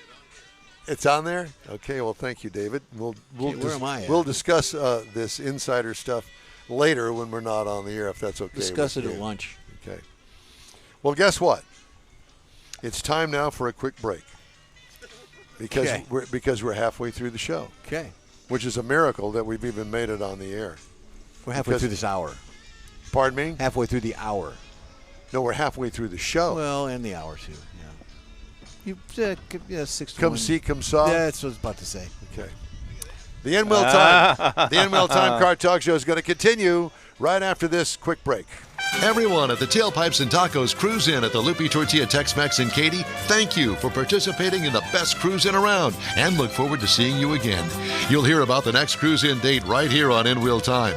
Next time you're in the West Houston Energy Corridor area, be sure and stop in at the original Lupi Tortilla Tex-Mex at I-10 and Highway 6 or the Katy location on the Grand Parkway at Kingsland Boulevard. When passing through Beaumont or College Station, stop in and have Lupi's award-winning beef fajitas and frozen margaritas. There's always a celebration at Lupi Tortilla. Lupi Tortilla founder Stan Holt and his wife Sheila are winning racers on the NHRA drag racing circuit and have a collection of hot rods and classics that everyone appreciates. Look for them at the next Tailpipes and Tacos Cruise In. The date will be announced soon and will once again be held at the Lupi Tortilla Tex-Mex on 99 and Kingsland Boulevard, just south of I-10 and Katy. We'll give you all the details right here on the N-Wheel Time Car Talk Show and online. Donations benefit God's Garage. We'll see you then. You own a car you love. Well, why not let Gulf Coast Auto Shield protect it? Houstonian John Gray invites you to his state-of-the-art facility to introduce you to his specialist team of auto enthusiasts. We promise you'll be impressed. Whether you're looking to massage your original paint to a like-new appearance, apply a ceramic coating, install a paint protection film, nano-ceramic window tint, or new windshield protection called ExoShield, Gulf Coast Auto Shield is where Houston's car people go. Curbed your wheels? Instead of buying new, why not have them repaired? How about a professionally installed radar detector? Gulf Coast Auto Shield does that too. Get a peek inside the shop and look at the services offered by getting online and heading to gcautoshield.com. Better yet, stop by their facility at 11275 South Sam Houston Tollway, just south of the Southwest Freeway, and get a personal tour. Gulf Coast Auto Shield is your place to go for all things exterior. Call them today, 832-930-5655 or gcautoshield.com. Hey, welcome everybody to the In Wheel Time Car Talk Show, and welcome also to Hewlett Park in Granbury, Texas, and the Lone Star Street Rod Association's 49th Annual State Run. This is the In Wheel Time Car Talk Show, and just ahead, we got more attendees from this weekend's big, I guess you could call it a cruise-in. Yeah. Although some, I guess, stay overnight, but whatever the case may be. We did. It's a big show today and again tomorrow. Our regular features, including the new car review, Jeff's weekly unique feature, upcoming events, racing calendar, auto history, all on today's In Wheel Time Car Talk Show.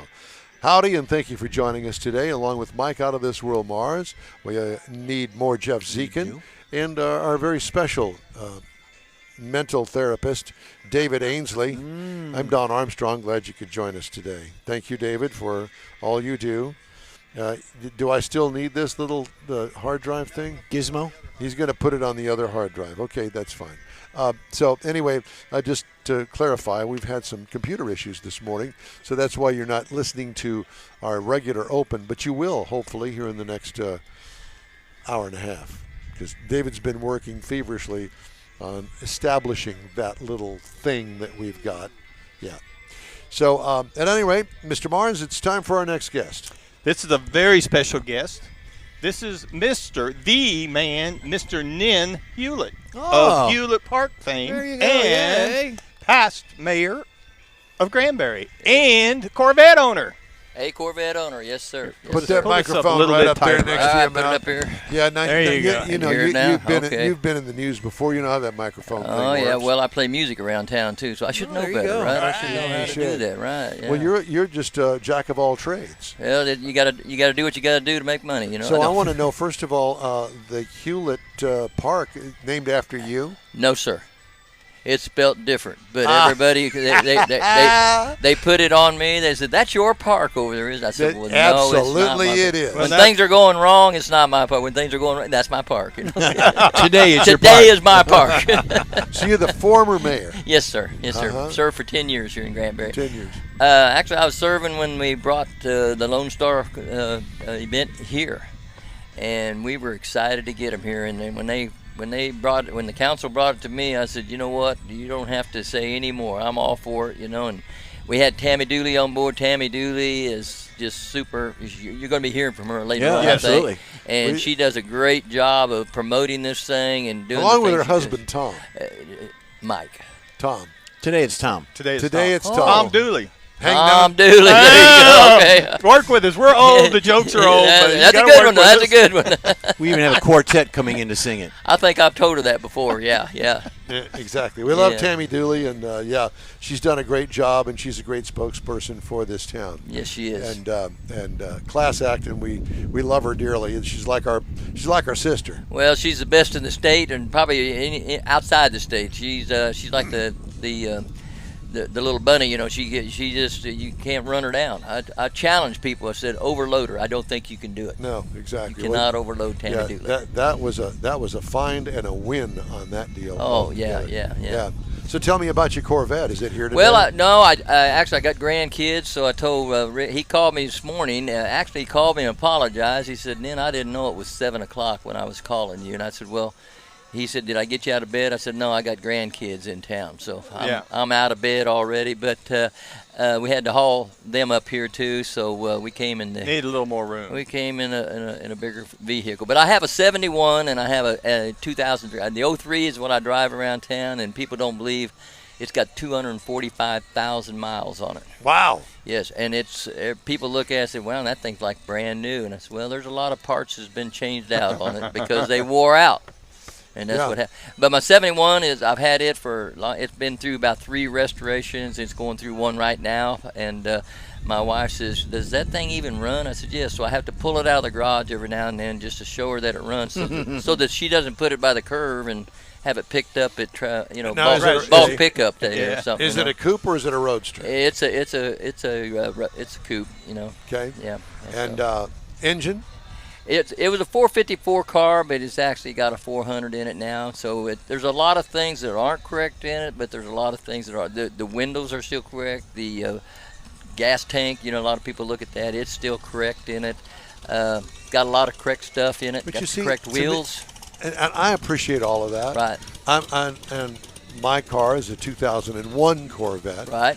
And it's not all correct. Right. Because it's got the wheels on it that I want to have on it. Right. It's got certain things that are mine that I like about That's the car. the way I am. Make it you. And I appreciate all the original cars out there. Numbers, all that. I got all that. Yeah. A lot of appreciation that's for hard that. to do, yeah. And there's something to be said for that. Right. And I want a car that's mine. That's yours. I'm going to make it mine. Yeah. And that's mine. I graduated in 71. I got this 71. My kids years ago found this car, and it was a disaster. And they said, "Here, Dad, we bought this for your birthday." And I said, "Well, thanks." Here's this and I looked at it. I said, "Yeah, I appreciate it, kids." But I've kept it because I've had opportunity. I've had 13 Corvettes. I retired from General Motors as an executive for them. And matter of fact, I was the assistant plant manager out here at the plant. Arlington plant. But I've traveled all around, and you might know this. I was a personal friend of Will Cooksey.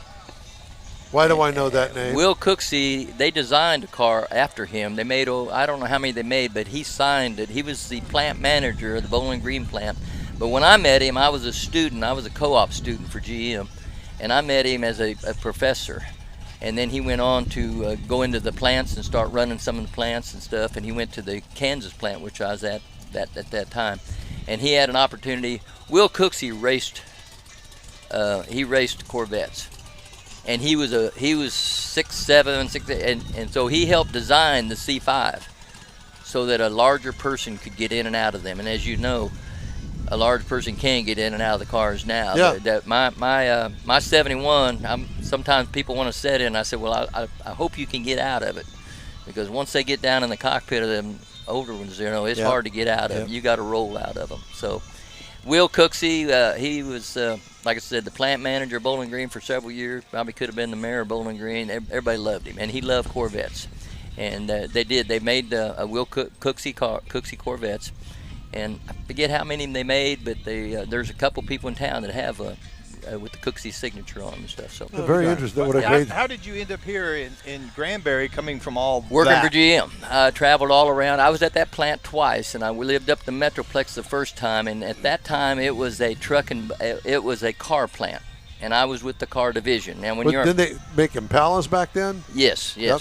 And they made, it was a BOC is what they call Buick Oldsmobile Cadillac, and they had one in Missouri, and I got transferred to this plant here. And like I said, as a manager, you were under an umbrella of a certain division in back then. And I was at the car division. So then when I was here at the Arlington plant, they decided to go to truck and bus, start making the SUVs and all that. Well, I had to find a home, or they found me a home to go someplace else, because I wasn't with the truck and bus division. Shortly after that, I went back to the Kansas plant, actually, and they reorganized and they put it all under one umbrella. So you could work with any of them. It was all just GM, And so I said, hey, I got to go back to I was actually looking at the opportunity to be the plant manager of the new Kansas plant that they were building for the Pontiacs. And they said, you're making a mistake. You're going to have this plant. I said, I know, but I want to go back to Texas. I was homesick for Texas. I'd only been here about 5 years. And so I came back. They gave me the opportunity. I came back as a director for the material department up here in Arlington. And things have worked out pretty good. I got my promotion, and I knew I was going to retire sooner or later anyway. But I lived up in the Metroplex then, and then I said, I want to live on a lake somewhere. And so I started shopping around. And I drove halfway to Granbury one day, and I said, I don't know if I want to drive that distance. And the next time, another guy, realtor, they're, come on out here, I'll buy you lunch and all that. So I headed on, and I made it all the way out here. And I found one of these little homes on a canal, and I just fell in love with it. And I said, I want to retire here. And I did. Been here ever since. And I've been here ever since, and I've served the community. I still serve on a lot of the nonprofits and things like that, and things around. I mean, it's a great community to be involved in because, you're giving that, but they give back to so many people. This community is a giving community. It's just unbelievable how this community is. And most of the stories you hear when you ask people how you got to Granbury, they said, we just come through and we fell in love with it. Just like that. And they said, we got to find a home here. It's easy to do. It is. You got the lake. You got the downtown area with the square down there. You got a beautiful park like this. This is not the main thoroughfare. No. You got to kind of zoom off to the right just a little bit from the highway.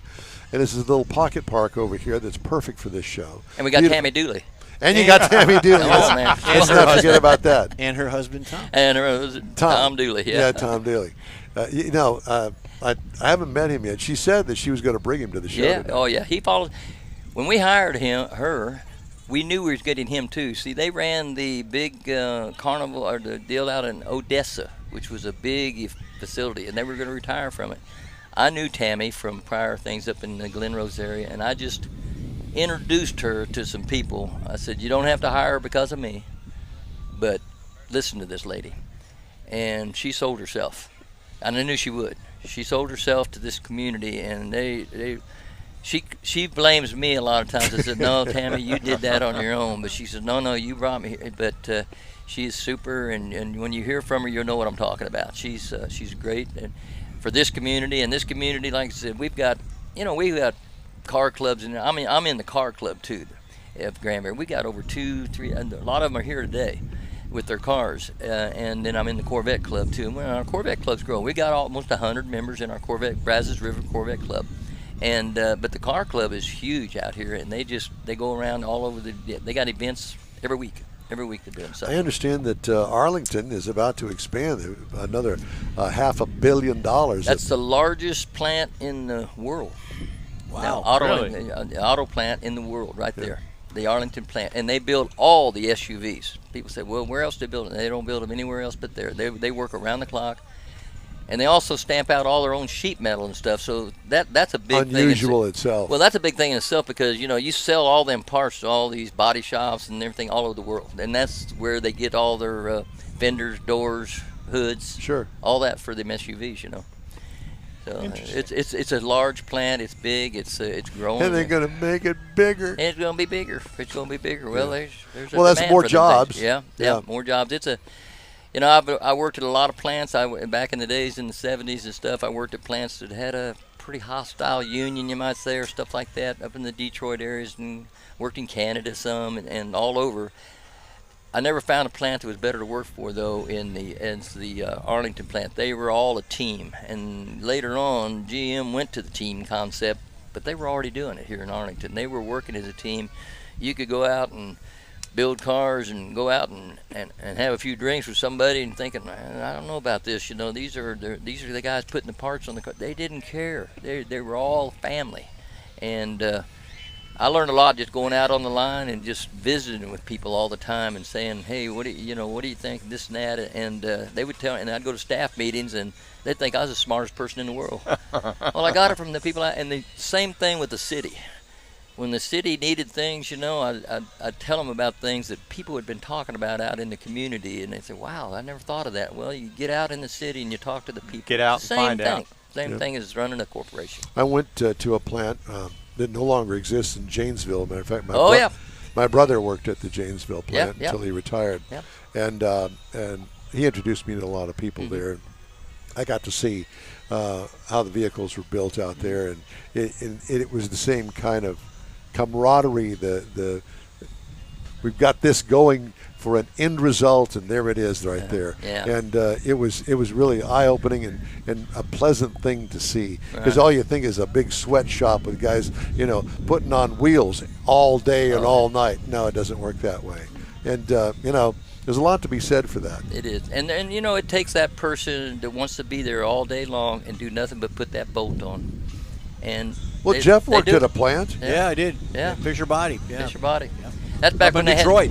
That's back when they had a separation there again. They had Fisher Body and Jimmy. And some of the plants were divided by a railroad track right inside the plant. Some were divided by like a mile. Yeah. Because we did from the firewall back, and then they took it over to the Cadillac plant and they married it to to the chassis and engine. How goofy was that to truck a frame over to another plant? Well, painted the car from the firewall back, and then you ship the fenders that aren't on. You got to send them over there. And railroad cars. They did it with. When I look at that, I think, why didn't I think of all that? But somebody. Back in the days, that was the way you did business, but then now it's all done, like that Arlington plant. It's all done right there. Just in time now, Yeah, it's they stamp their sheet metal. There again, you used to stamp the sheet metal on the other side of this United States, and ship it over. Well, what happened? You get a flaw, you get a defect in a die. Mm-hmm. Guess what? You're going to have to pay a guy to clear the system, to get the system purified for months probably. And you're going to pay him overtime because that die was, detected, and you got the pipelines full. It took you a while to find it because the pipeline's already full. And it's full of them. So now you just walk across the plant there and say, "Hey, stop! You got a defect." Yeah. But amazing. Fascinating. It's fascinating. What? Here. You just go ahead and take this and just do the rest of the show, and we'll be your audience. We're going to grab a sandwich or something. I do want to say, though, that I heard you talking about Granbury, how great Granbury is, and the things that we do here. We look forward to coming here. These people do, too. I mean, and we have events almost every week. And sometimes I think, what are we doing this for? Well, first of all, it helps them. Our biggest industry in Granbury, we've tried to bring big industries in here and stuff, and we can get some probably, but our biggest industry is tourism. Our spouses are out in your city right now. Thank you. Shopping the shop. Spending money. Thank you. And that's what we tell people, and this car show, that's why we appreciate them so much, not only for their beautiful cars and coming here and a friendly family event out here, but they're here staying in the hotels. They're here spending money. They're here eating here. They're enjoying our community. And whether you like cars or not, come here and see these. You're going to like these because exactly right. It's a piece of jewelry at the jewelry store that you've never seen before. Oh, we've seen young parents pushing strollers with kids, carrying kids. Yep. You've got a big gymnasium thing here in front of us, plus the lake. Yeah, like you said, you brought your grandkids out here. Oh, yeah. And you're not the only one. Do you know what they're doing right now? They're tearing up tearing up the park.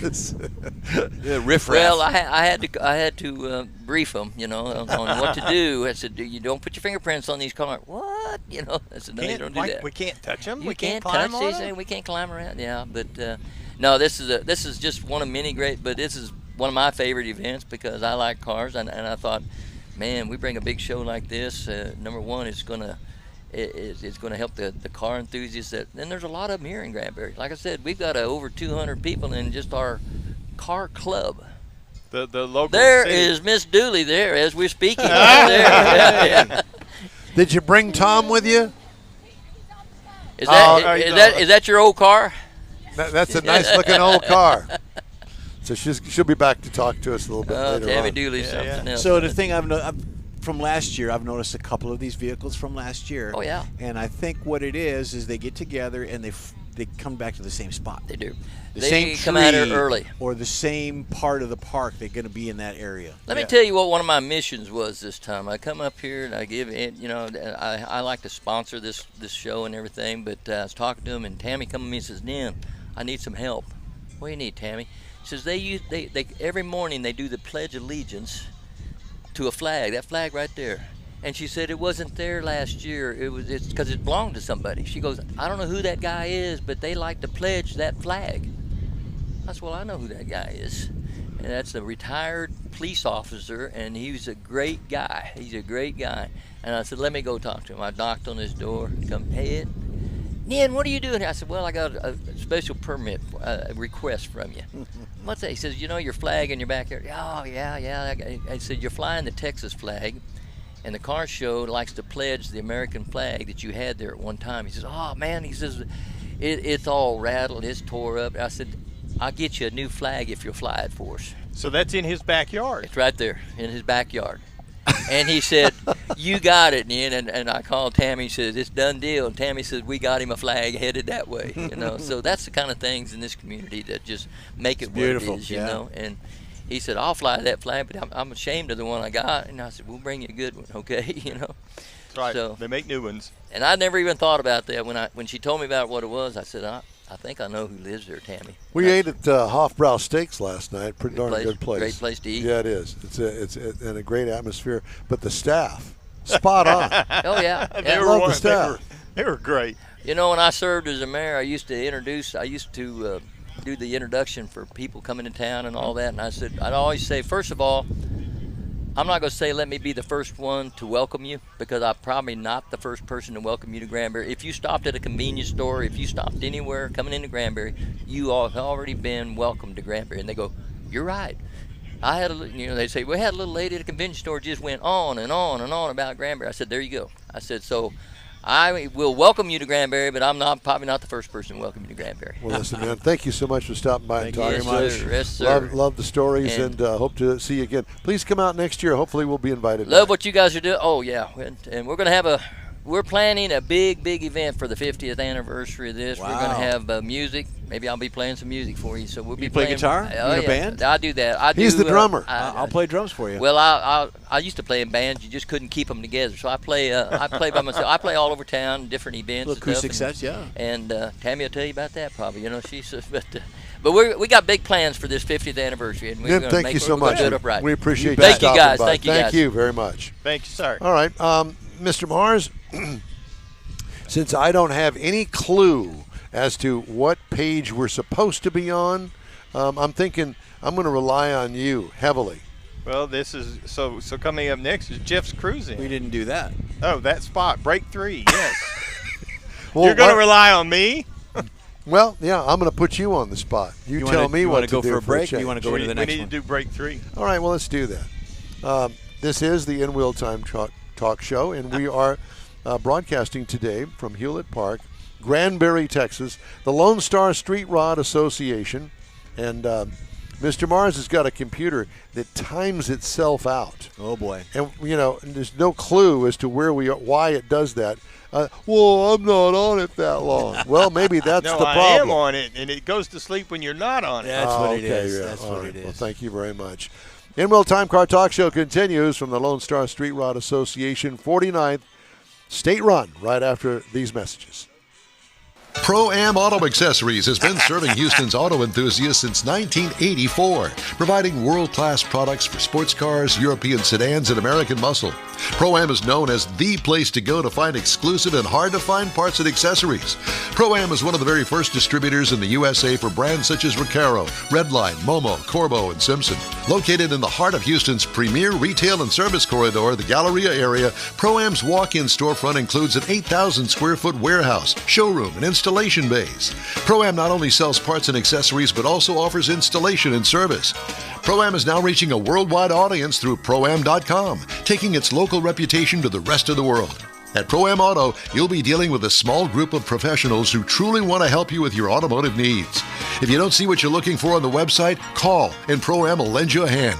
Pro-Am Auto, 6125 Richmond at Green Ridge in Houston's Galleria area. Call them at 713-781-7755. Want to feel good about something special you did for someone special? In Wheel Time and the original Lupi Tortilla group of Tex-Mex restaurants have joined together to help a very worthy cause, God's Garage, a Christian-based 501c3 charity. We know there are lots of places and organizations out there where you can donate a car, truck, or SUV, but we're asking you, our car enthusiast family, to consider donating to God's Garage. Visit godsgarage.org and learn about its mission, the women that have been helped, how each one is screened, and about their Restore You program. A car donation is an easy way to make a difference in the lives of others. God's Garage needs good operating vehicles, but will take all types in working and non-working condition. Make your heart and soul feel good by donating your gently used vehicle and help support single mothers, widows, and wives of deployed military at godsgarage.org. Welcome back to the In-Wheel Time Car Talk Show, coming to you live today from Hewlett Park in Granbury, Texas, in the Lone Star Street Rod Association State Run, the 49th annual edition. Wow. All right, Mr. Zekin has the Cruise In. Cruise In. A lot of these things are going on right now. Today is Saturday. Of course, if you're not in Granbury, you're nowhere, but that's a different one. Today, you got the Classic Car Cruise In for seniors, Don. It's actually going on right now through mid-morning, through about noon, 11 o'clock. This event is scheduled for today. It will be held from 8 to 11, providing ample time for attendees to walk around and admire vintage automobiles. So there's seniors out there. There's folks in wheelchairs. They go out and they help entertain with their cars. It's at 7490 Beechnut Street in Houston. So if you're in the Houston area, go attend it. It's very, very cool. The next one is Ocean View Classic Cars and Trucks. It's a meet out there. It's at Sylvan Beach Park in Sylvan Beach. It's in LaPorte, Texas, and it goes till noon. Cars, coffee, and more, hosted by Liberty Street Rally. It's a free event, open to all makes and models. An informal gathering of car hobby enthusiasts. Meet organized cars, drink some coffee, hobnob, network, all kinds of good stuff. Downtown Liberty on the square. It's at 1923 Sam Houston Street in Liberty, Texas. And, of course, tomorrow. Liberty, Liberty, Liberty. Yeah, you can buy insurance out there, too. Octane and Espressos. Octane and Espressos will be hosting the event on the second Sunday. It's called Espressos, isn't Espresso? it? It could be Espresso. Espressos. That would be the bus, I think. Yeah, though. I think we could take yeah, you could do that. Second Sunday of every month, that's at the Black Rifle Coffee Company in Copperfield. It's at 7086 Highway 6 North in Houston. It's going on right now, so if you're in Houston on the northwest side or the west side, go check it out. Drink some espresso and espresso at the same time. There you go. All right. Well, thank you very much, sir. I've pressed the wrong button here, David, and I've messed it all up. That's but all right. I do have – I'll deal with that later. Deal with it. I'm going to deal with it. Deal it. I did want to do some recalls. There are some new car recalls. Land Rover, Range Rover, no surprise there, 2018 to 2022. The rear camera image may not display, being recalled for that. Incorrect tires installed. What? Incorrect tires installed on the 2024 Chevrolet Colorado. How in the world do you do that? Size or the It aspect doesn't ratio? say that. It doesn't say, I don't know. Whatever. Incorrect tires are installed. 2024 Chevy Colorado. Improperly aimed headlights. We were talking about that earlier. Yep. On all of the things that Rivian has made for 23 and 24. Rivian EDV, R1S, R1T. You're being recalled to the principal's office. The whole rear view camera image may not display properly on the Lincoln Aviator 2020 to 2024. Wow. You're on a recall.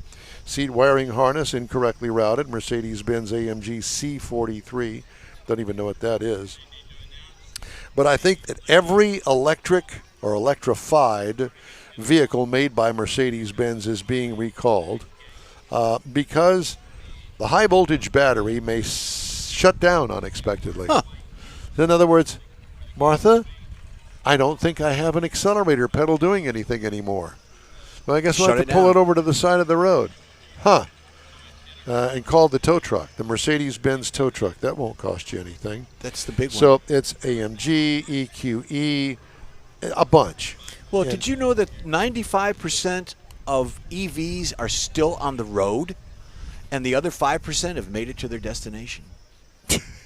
Good. Thank you, Jeffrey. Okay. Tesla Model 3, S, X, and Y, starting the 2017 model year. Seatbelt warning system malfunction. Your seatbelt is not attached. Okay. Or buckled. Toyota is recalling 112,000 Tundra full-size pickups and Lexus LX600 large SUVs because of possible machine debris in the V35A engine. Now, that's a lot. Yeah. 2022 to 23. That engine is a V6, a 3.4-liter V6, supplied from the Tahara plant in Japan for Toyota Auto Body and from Toyota Manufacturing in Alabama for the automaker's assembly plant in San Antonio. Wow. So they build them there in Alabama and send them over to San Antonio to get installed. Yep. If you got one of those, it's being recalled, probably going to have to wind up getting you a new engine. So I just thought I'd Yikes. tell you about that. And Honda recalling 138,000 Fit and HRV vehicles in the U.S. and Canada because of an issue with a rear view camera image not displaying when the car is started. A lot of camera stuff going I know. on. Recall covers 18 to 20 Honda Fits, 19 to 22 Honda HRVs, about 115,000 vehicles here in the United States. That's it for this hour of the In Wheel Time Car Talk Show. We're going to continue this broadcast right after a brief break. Stay with us. Everyone at the Tailpipes and Tacos Cruise In at the Lupi Tortilla Tex-Mex in Katy, thank you for participating in the best cruise in around and look forward to seeing you again. You'll hear about the next cruise in date right here on In Wheel Time. Next time you're in the West Houston Energy Corridor area, be sure and stop in at the original Lupi Tortilla Tex-Mex at I-10 and Highway 6 or the Katy location on the Grand Parkway at Kingsland Boulevard. When passing through Beaumont or College Station, stop in and have Lupi's award-winning beef fajitas and frozen margaritas. There's always a celebration at Lupi Tortilla. Lupi Tortilla founder Stan Holt and his wife Sheila are winning racers on the NHRA drag racing circuit and have a collection of hot rods and classics that everyone appreciates. Look for them at the next Tailpipes and Tacos Cruise In. The date will be announced soon and will once again be held at the Lupi Tortilla Tex-Mex on 99 and Kingsland Boulevard, just south of I-10 and Katy. We'll give you all the details right here on the In Wheel Time Car Talk Show and online. Donations benefit God's Garage. We'll see you then. You own a car you love. Well, why not let Gulf Coast Auto Shield protect it? Houstonian John Gray invites you to his state-of-the-art facility to introduce you to his specialist team of auto enthusiasts. We promise you'll be impressed. Whether you're looking to massage your original paint to a like-new appearance, apply a ceramic coating, install a paint protection film, nano-ceramic window tint, or new windshield protection called ExoShield, Gulf Coast Auto Shield is where Houston's car people go. Curbed your wheels? Instead of buying new, why not have them repaired? How about a professionally installed radar detector? Gulf Coast Auto Shield does that too. Get a peek inside the shop and look at the services offered by getting online and heading to gcautoshield.com. Better yet, stop by their facility at 11275 South Sam Houston Tollway, just south of the Southwest Freeway, and get a personal tour. Gulf Coast Auto Shield is your place to go for all things exterior. Call them today, 832-930-5655 or gcautoshield.com.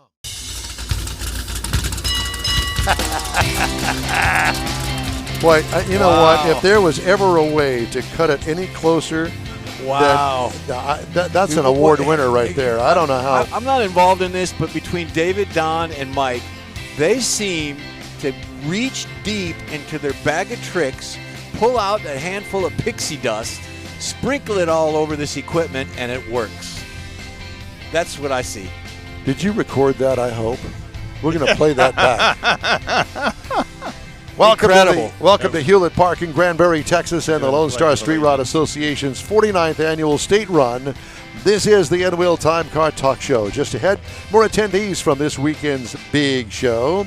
Plus, we'll have our regular reviews, including new car reviews, Jeff's weekly unique feature, upcoming events, the racing calendar, and auto history, all on today's In Wheel Time Car Talk Show. Howdy, along with Mike out of this world, Mars, who's hiding behind a speaker over there. But well, okay, yeah, I'm glad that he's making the adjustments. We need more. Jeff Zekin is next to me, and on the other side of me is David Ainsley. So we're having the Star Spangled Banner we are sung. Let's listen. Can you put that up?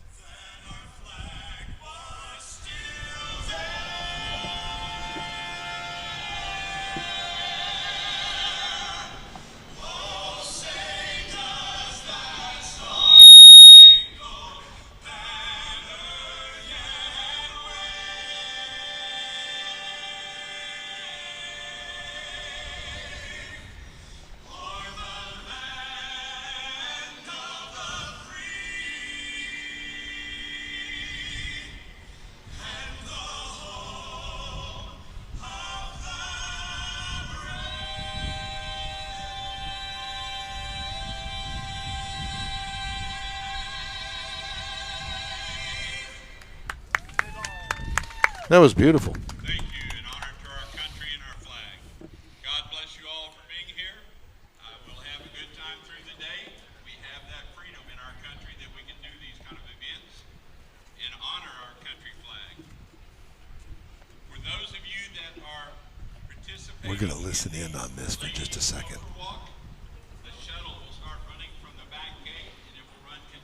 Well, no, he's just talking about homework. So we can continue on. We're waiting for our next guest. We got a car staged. And we do. Oh, there she is, right there. Yes. But wait, the ladies are waddling down here. I didn't mean that. We got it was just Tammy right there. I know it's Tammy. Did you hear me? Did you hear me say that? Good. I'm glad. I heard because I would have gotten in deep trouble if somebody had heard that. I'll repeat it if you want. Ladies and gentlemen, putting her back to you right now. Oh my. Tammy Dooley from the Granbury Convention and Visitors Bureau. Thank you so much. Thank you, Tammy. Yes, that's David. Just said it anywhere there. That's fine. Thank you very much. Are you gonna be our guest? Oh, good. Sit down. Yes.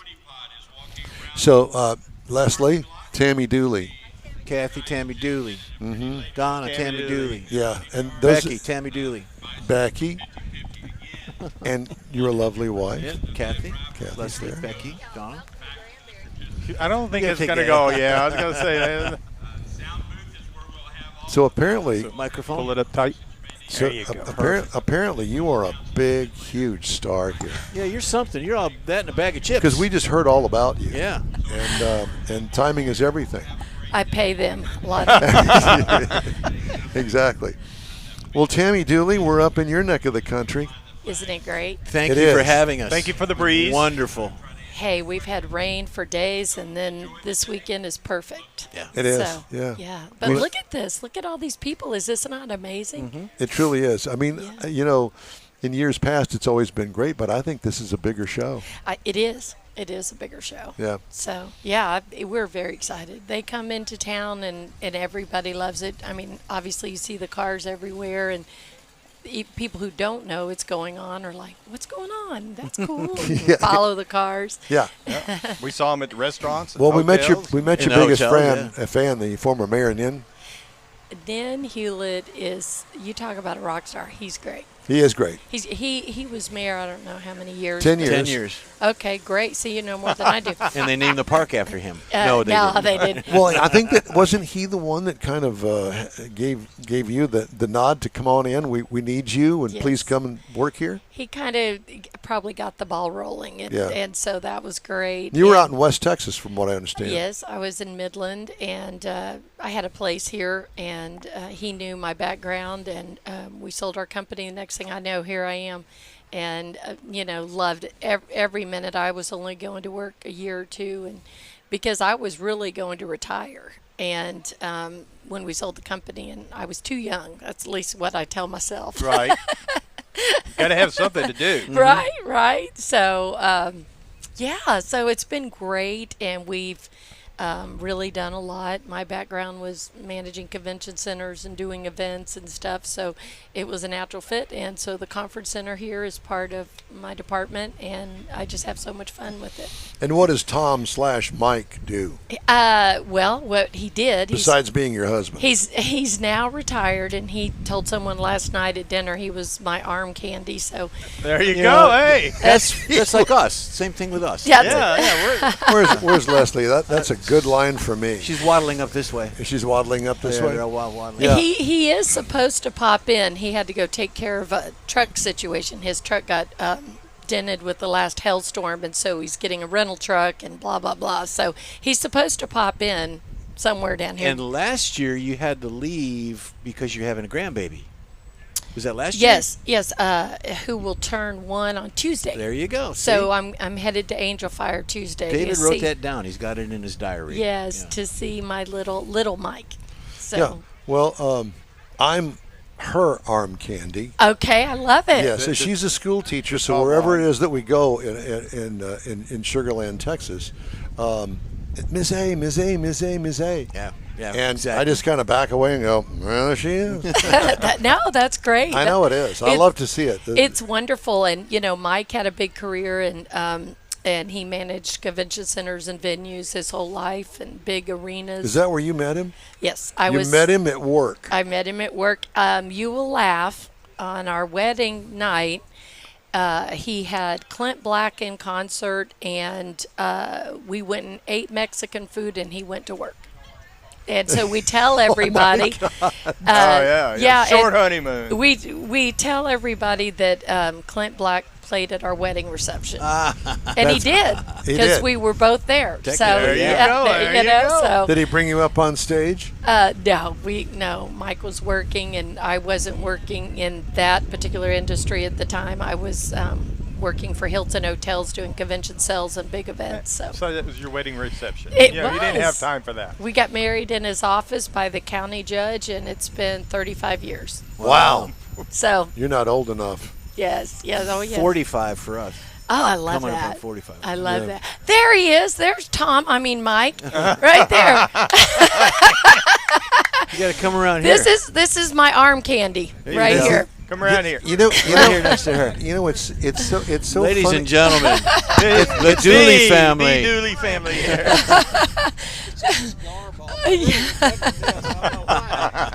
It's like, Well, you know, it's interesting because of all the years that we've been coming up here, we just heard about you. And I told her, I said, you know what, I don't think you really are ghosting married. us. She says, yeah. Not really and, true. And, you know, that we, I guess I have really kind of not made fun of, but brought you into the fold of our humor here and started calling you Tom Dooley. Yeah, he so made fun I of don't you. know He you did. as Yeah, Mike. he did. In my world, you're Tom. well, and Mayor said they kept calling him Tom, and I told him, no, it's Mike, and he said, then I figured out what they're doing.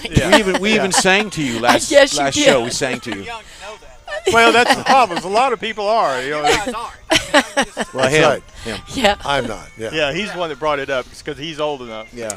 Yeah. So and Mike hears that a lot. Pleasure to meet You you know. finally. Yeah. All of you, I watch what you do, especially when Tammy's on there, and got a good show. Well, well, thank you, and we appreciate her a lot, and it's always a play. You know, it's fun because I don't look at it because this could turn into one big commercial, and some people may say, well, it is a big commercial. Well, okay, if you want to call it that, but this is really kind of like family because there are certain people that are associated with us, whether they like it or not, that we've brought into the fold, and you're one of them. And we feel really close to you, and I know that Mike, would appreciate that because we respect what you do, and you've got a great personality, and you fit with us. You know what I'm saying? Well, you know, that's one of the really great things about what I do. This weekend, it's all about these wonderful automobiles and Rick Neely and all of this we love. And then tomorrow, it may be some other sporting event or whatever it is, and so it changes all the time. Yeah. So we get to see all that, or a big fishing tournament, or a big, you know, we literally had a brain surgeon convention not too long ago. So We weren't invited to that. I was. Yeah, we weren't invited. Aw. But see, what you say for that, all the activities going on, these ladies do that with us. It's like our little road show, our little circus going out in the community as well. Not as large as yours and doesn't have as big an impact as yours, but we help support as well. I know, it's great. I told him what you said last night at dinner, that you were my arm candy. So Well, Tammy's really modest. She's maybe the best in Texas at what she does. Yeah. And, That's what we I heard. and told maybe you I other pay these parts too. people. Yeah. I pay these people. No, I don't get paid. I'm honest man. All You're the way. candy. You don't have to. Once I'm bought, I stayed bought. So Well, I mean, I know that you're proud to have her as your wife, but she's, you know, a down-home, honest person, and that means the world, you know, because as you know, in our business, and I consider broadcasting is kind of, we all kind of in this Media. self-promoting kind of thing, or whatever it is that you're doing, that there are certain people that you go out and you attach yourself to because they're honest, they're fun to work with, and it's a pleasure. And that's what this event, and you've brought us to this event, the Lone Star Street Rod Association. We got a chance to meet you, and it's just been really fulfilling for us. It makes it worthwhile because this is the furthest we've ever traveled to do our show. We've done lots of shows, and this year in particular, we've done a lot of remote broadcasts at various car shows across, mainly around the Houston area. But this one is special. It takes us a while to get here. We work to get here. Matter of fact, I just got finished visiting my daughter in Denver, and so we had arranged it. So we drove to Dallas-Fort Worth Airport, took the flight to Denver, back here, then drove here with the car that we left at the airport. Now we'll drive back today, but you get it. I mean, it's work, but it's not work. It's fun to do. Well, and see, that's music to my ears because all these people are doing, something similar, going out of their way to come to Granbury. They have choices. They can go anywhere they want, and hopefully they have the best experience, and then they come back and visit all the time. Well, Tammy, it's funny because somebody asked me, what's the deal with the car thing? What do you do? Well, the cars are just the object, but it's the friendship and the partnerships. I would have not met him or any of these guys. Well, David, I've known she from just met a broadcasting. student. Miss A just met a student. There you go. And so it's one of those kind of deals where it's the camaraderie, it's the friendship, the people that you know that bring you all together. It's like going to a reunion party kind of. Yeah, it's exactly the same. Whether we're doing a dog show, whether we're doing whatever it is that is the commonality brings the people here. And so we just appreciate it. We know that they have lots of places they can go. Yeah. And so we just try to make this a good place for and them. what a day. There's not a cloud in the sky. Nice I know. breeze. It's so beautiful. Now, are both of you guys Compared from to the last 2 Midland, weeks. Odessa area? No. Midland. Well, we're not really from Midland. We were working There. Oh. Where are I'm you from from? Dallas. I grew up in Oak Cliff. So. Okay. And you? I was an Army brat. So all over the Oh, yeah, world. yeah. Yeah, my father was That's in where the- she learned her skills from being all over the world. Yeah. Well, it does help. 1 year, you won't believe this, but 1 year I actually had to move schools. I was in, I think, 6th grade Pull that 7 mic up. times. 7 times, 1 year. And because my dad was shipped all over the place. And so you learn real quick to, you meet a lot of great, diverse people. You have to adapt. You make friends really fast and lifelong friends all over the world. Mm-hmm. And it was a privilege being a military, child. Sure. Yeah, and whereas my brother, who is wonderful, he did the opposite approach. He didn't like to be pulled out of one situation, and he was more one place forever. But I loved it. A bit, yeah, because you're immersed in it from birth, I guess. Well, we really want to, just tell you how much this show means because we've been in the business together. She's been on the promotion end and does a lot more than I ever did. But these kind of shows are visual shows, and they bring people here to town, and they usually have money to spend. Yeah. I mean, these things don't come cheap, Right, if you're correct. doing a street rod. So it's really good you came here and. We're proud of it. Yeah. Well, we are proud to be here. It's rolling art, actually. Yes, it is. And I learn something new every time I come. We were talking to a gentleman earlier that has a 57 Ford Fairlane. Absolutely stunningly beautiful car. We'd never met him before, and he drove in not too far from here. And I told him, I said, I've never been a Ford guy. But that car, and he was staying in the hotel with us, and I saw it sitting in the hotel. And Leslie will tell you, I thought, wow, look at that car. And then to tell the story about how he bought it, which was interesting because he bought it off of eBay. What? Exactly. And he's the second owner. And the second owner of the car. He bought it from a family. That's a win-win, right? Yeah. And it's been completely restored and customized for him, but it still maintains its original look. The paint is magnificent, and he drives it everywhere. He doesn't trailer it and that sort of thing. And it's interesting because we started talking about the different styles of cars. And I didn't realize it, but that particular car outsold the 57 Chevy, which is a classic, an icon. It's a one-year-only car for the body style on it. You hear the Tri-5s, the 55, 56, 57. That one behind you is a 56. And the 57 is completely different. They only made it for 1 year because in 58 it was a completely different body style. And I didn't realize that it wasn't the number one seller in 1957. That Ford was. Who was to think? Yeah, this is how you find these things out, by coming to these shows. Exactly. Well, see, that's great because I know nothing about. You're like talking a foreign language to me right now because I know nothing about automobiles. But but it's fascinating. And, you know, I say all the time when we have a car show like this is our largest one, but it's like Conventioneers on wheels because, you know, that's what it is to us. And then I learn about automobiles that I know nothing about, you know. I'm going to switch gears. How many folks live in Granbury? What's the population of Granbury? It's about 11,000 here in town, and but we have all these communities around. Like we live in Pecan Plantation, and then there's De Cordova Bend, and there's all these great like country Little club pockets. communities, and they're all around us. So just right around us is about 75,000. So, Tammy, let me ask you something. You got any cows in the backyard over there at Charles Place? I live on a golf course. I see. So they don't allow cows. A little limited. So it's either you put electric a cow on a or, leash. It's either electric or gas. That's all you worry about over there. Exactly. Tonight they're having a big member tournament today. Is that what it is? Member guest. Member goes this guest. whole So y'all are weekend. playing in that? Y'all play? No, I do. I just, you know. Are you not a golfer? I love to golf. It's just hot, and I'm busy, and I work for her. And I mean, let's be honest. She You doesn't gotta- give me you all You gotta have that to come much. make an appearance here today. No, I like Candy this. melts in the sun, you know. Hey, you know, I like that. I remember that. He's a fair weather golfer. Yeah. Well, I'm going to go make a phone call, try to get a rental car done. But I really enjoyed meeting you guys. You Thank too. you You very too. much, Mike. I enjoy when you rag on me on, It's all love.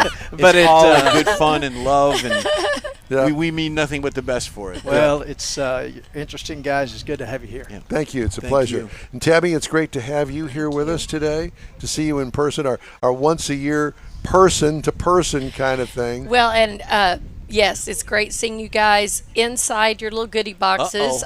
We have the best swag in Granbury, so you have to open those up. And inside is so you can take with you your own Granbury socks. Oh yeah. We need 'em. who doesn't need socks? Right? And they're Granbury, so you can think about it next year. We'll wear them next year. And you know, I'm thinking about buying one of those too tight, too short suits, and those socks would really set it off. That lady had checkered flag pants. I know, and that well, according to the person, was I Edelbrock. guess Vic Edelbrock's daughter. Something like Edelbrock, you ever heard Edelbrock? It's you an have not. engine part. Yeah, they make engine parts. Okay. Aftermarket, very famous company, and she had some checkerboard pants on that were really tight, and I told her, I said, I want those. Tell me where you got those, because I'd look really good in those. You need all that. I Y'all do need- all He wears that red stuff. pumps every now and then. I Yes. do. I have been known to Yes. break out the pumps. Yes. Tammy, it's great to see you. Thank you so much. Thank you. We love Thank you you. for being here. Thank you, Love honey. y'all So so much. much. You bet. Thank you. All right, time now for a quick break here on the In Wheel Time Car Talk Show. Again, coming to you today from the Lone Star Street Rod Association, state run at Hewlett Park in Granbury, Texas. Yep, we're just south of the Fort Worth area, and we thank you for joining us. Back after this quick break. Pro-Am Auto Accessories has been serving Houston's auto enthusiasts since 1984, providing world-class products for sports cars, European sedans, and American muscle. Pro-Am is known as the place to go to find exclusive and hard-to-find parts and accessories. Pro-Am is one of the very first distributors in the USA for brands such as Recaro, Redline, Momo, Corbo, and Simpson. Located in the heart of Houston's premier retail and service corridor, the Galleria area, Pro-Am's walk-in storefront includes an 8,000 square foot warehouse, showroom, and installation bays. Pro-Am not only sells parts and accessories, but also offers installation and service. Pro-Am is now reaching a worldwide audience through Pro-Am.com, taking its local reputation to the rest of the world. At Pro-Am Auto, you'll be dealing with a small group of professionals who truly want to help you with your automotive needs. If you don't see what you're looking for on the website, call and Pro-Am will lend you a hand. Pro-Am Auto, 6125 Richmond at Green Ridge in Houston's Galleria area. Call them at 713-781-7755. Want to feel good about something special you did for someone special? In Wheel Time and the original Lupi Tortilla group of Tex-Mex restaurants have joined together to help a very worthy cause, God's Garage, a Christian-based 501c3 charity. We know there are lots of places and organizations out there where you can donate a car, truck, or SUV, but we're asking you, our car enthusiast family, to consider donating to God's Garage. Visit godsgarage.org and learn about its mission, the women that have been helped, how each one is screened, and about their Restore You program. A car donation is an easy way to make a difference in the lives of others. God's Garage needs good operating vehicles, but will take all types in working and non-working condition. Make your heart and soul feel good by donating your gently used vehicle and help support single mothers, widows, and wives of deployed military at godsgarage.org. Welcome back to the Ed Will Time Car Talk Show. Today coming to you from the state run of the Lone Star Street Rod Association in Texas. And we've got a full Hewlett Park packed of really cool street rods. As a matter of fact, we're going to have another one of the owners with us here in just a moment.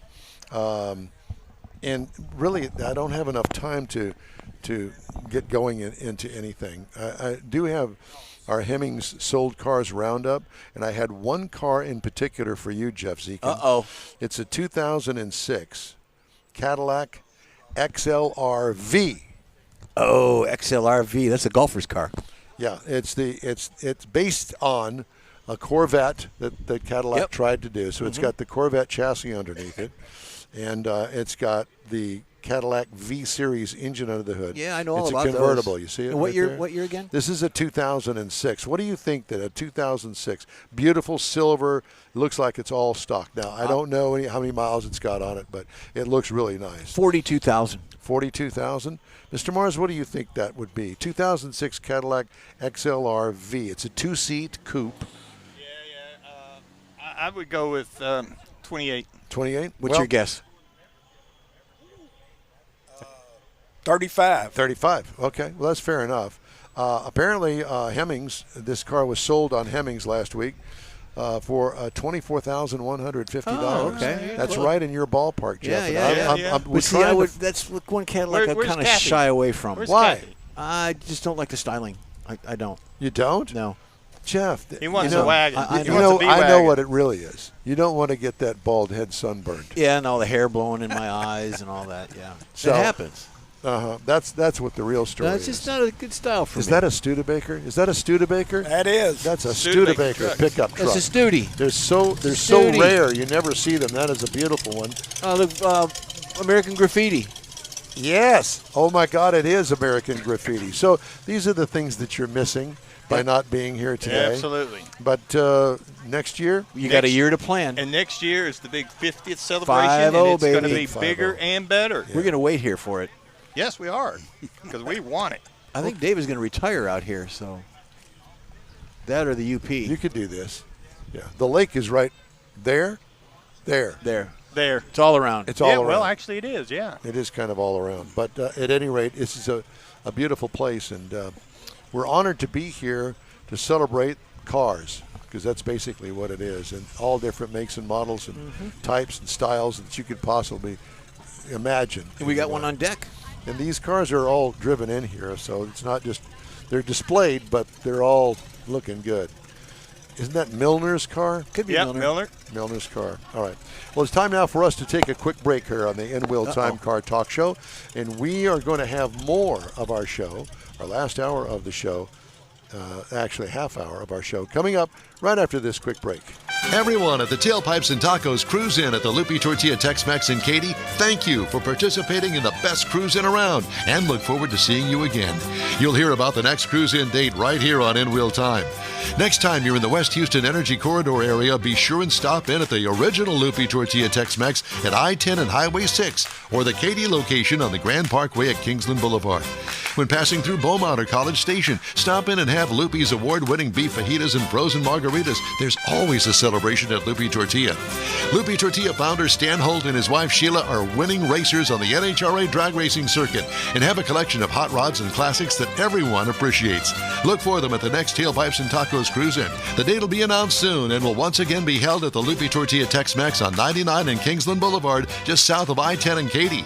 We'll give you all the details right here on the In Wheel Time Car Talk Show and online. Donations benefit God's Garage. We'll see you then. You own a car you love. Well, why not let Gulf Coast Auto Shield protect it? Houstonian John Gray invites you to his state-of-the-art facility to introduce you to his specialist team of auto enthusiasts. We promise you'll be impressed.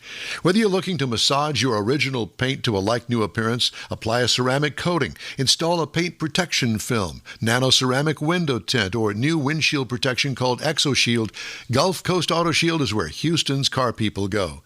Curbed your wheels? Instead of buying new, why not have them repaired?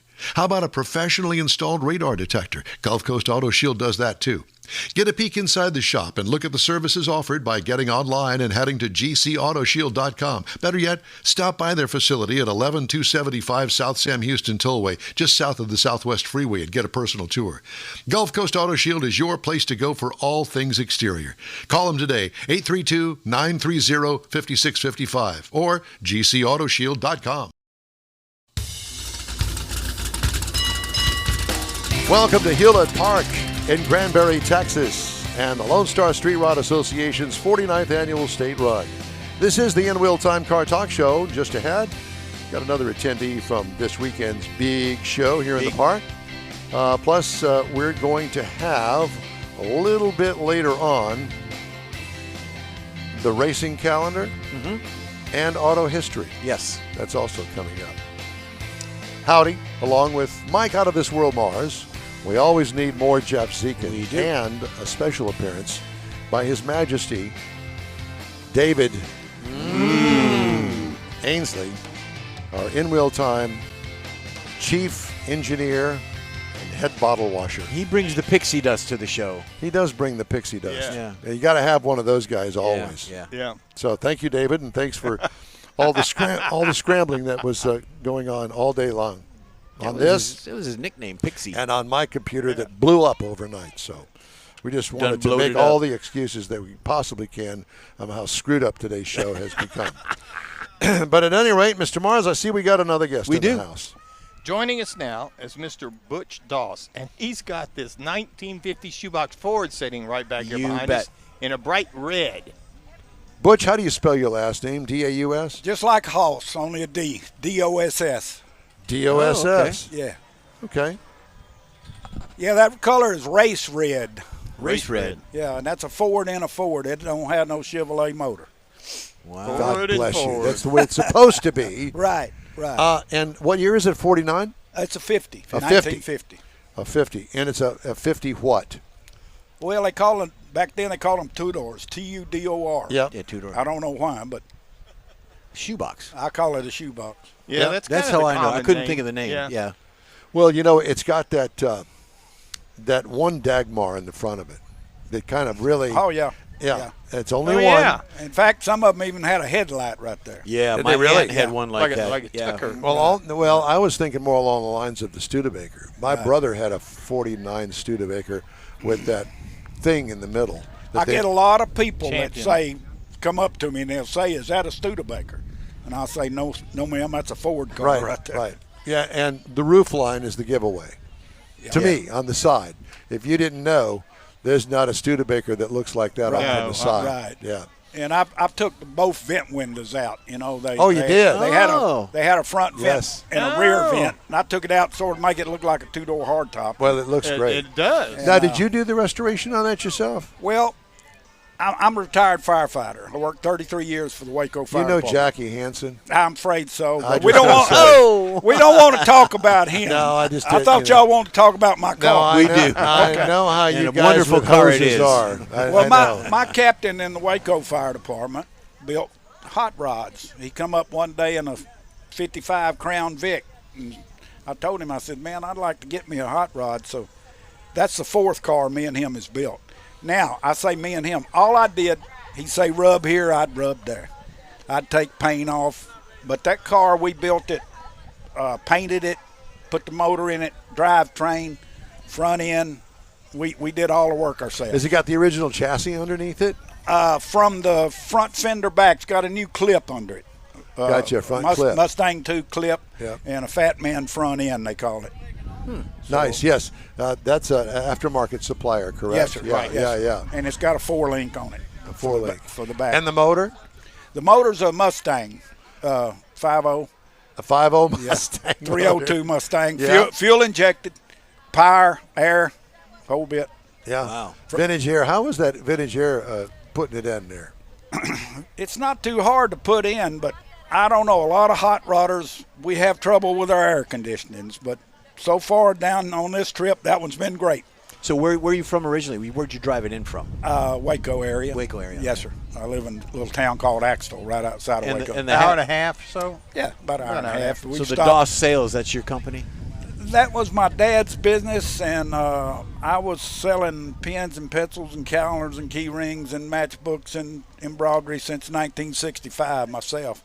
And I just recently sold the company. And you were a firefighter. Yes, sir. Yeah, praise the Lord for that job. Yeah. I got married when I was a week out of high school, still suffering with the same woman. And, she's not here, is been she? 58 years. Yeah, but she's in town shopping. I'm not too worried about this here. She might be here listening to us on the app. Well, she might be. We'll send her a copy. She's used to me goofing off of. So I want to know more about the car. Okay. So you told me about the motor. car. Did you do any modifications to the engine, or is it just a stock? It's a stock Mustang motor, fuel-injected Mustang. But there's a guy here today, and I think y'all have interviewed him before, Ben Danford. Danford. He's a black gentleman. Yes. That was his high school car. Car? I bought that car off of him. And the funny thing, the license plate said CAT, C-A-T, and then some numbers. I've still got the license plate at home. But my other buddy here that's driving that yellow 48 Ford over there, Ben Danford wanted a Coke box that my partner had, David Kirk. So I had to give Ben Danford $750 for the car, and then I had to give David Kirk $750 for the Coke box. The Coke box went to Ben. So that's been a Waco car for quite a while. Proudly so. Yes, sir. You notice how he refers to people? My buddy over here with the 49. And my buddy over there, yeah. That's of great. Course. Well, I love that's what it's all about. Another unique little feature on my car, of course, the headlights and the tail lights are both Frenched, and the license plate lights Frenched. But the hood, the pinstriping, if you get a close look at it, I got a guitar in there. Oh, be darned. I'm a bluegrass gospel guitar picker and dobro player and harmonica and all that. And in fact, at night over here at the hotel, we get our guitars out and jam. Was that you last night that we heard? I'm afraid so. Was it bad? It was bad. Okay. Yeah. It was I didn't hear it. It was very electric from the He place didn't next hear door. it. He's the one. I didn't hear it. I kept y'all up at night. No, you did good. We're just playing with you, but you know that. But the car's all. It's built, not bought. Right. But I don't mean to be picking on the motor, but what year is the motor? You know, I'm not real sure. Where'd you buy it from? I bought it from an individual in Dawson, Texas, and he just put an ad in there for a Mustang motor. I think it's about a 90s, somewhere along in there. Okay. 302. Gotcha. 5.0 Yeah, fuel injected. I was just going to say, so it's an early fuel-injected car. Yes, sir. Yeah. Not an SVT, nothing like that. No. It's not a Cobra or anything special. But it runs good, sounds good. It gets me there and back. I do drive it. That's not a trailer queen. I drive it. That's good. Yeah. On nice days. Yes, sir. Yeah. Well, I drove it in the rain, but. Does the windshield wipers work? They work, but not very good. I was just going to say, are they still vacuum operated? No, they're electric. They are? Yeah. Yeah. Because I think that car had vacuum operated wipers, if I'm not mistaken. It did. Yeah, what a pain in the butt that was. Right. Don't step on the gas when you got a big rainstorm going on, because you are blind. Yeah, exactly. Now, how difficult it is to find body parts for that thing? Damn near impossible? Well, I got another buddy's got a wrecking yard. He's got 2 or 3 of them in there. Another buddy. Got a buddy. But I know a guy. That's the most. Usually when we build one, we put the feelers out for parts, you know. If you'll notice my airbrush chrome. Yes. And the Ford emblem on the side. Yeah. Now, if I was to have a wreck, that would be hard to redo. Well, who painted that on there? Another buddy. Yeah. Well, why would it be so hard to do? I realize that matching it's it. Well, have you ever dealt with artists and pinstripers? Yes, I have. That's why it's difficult, right? Yeah. Yeah. So is he still around? And upholstery people. Yes, sir. He's still around. Yeah. Well, that's beautiful work. Because to be honest with you, I didn't look. Of course, I can't. A little farther away. Another buddy of yours? I had 2 of them. Yeah. In fact, one on the left's one got the wrecking yard if y'all need any parts. All right, well, that's good to know.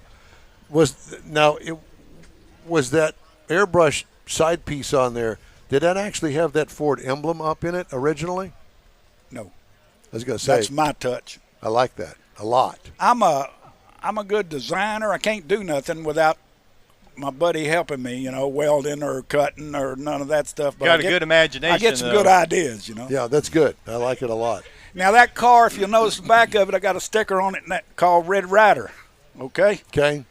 Red Rider in the 50s was a cowboy star, Yes, Western. I do know. He had a little buddy named Little Beaver.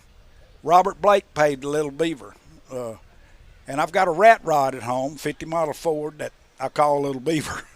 So that's Red Rider, and then I got Little Beaver in the garage. It's got a slant. I told you there's a story about it. It's got an inline 6 with 2 1-barrels. Yeah. What kind of manifolds you got on? Edelbrock and Are you sure it's not Offenhausen. Offenhausen. I had one of 2 those. 1-barrels.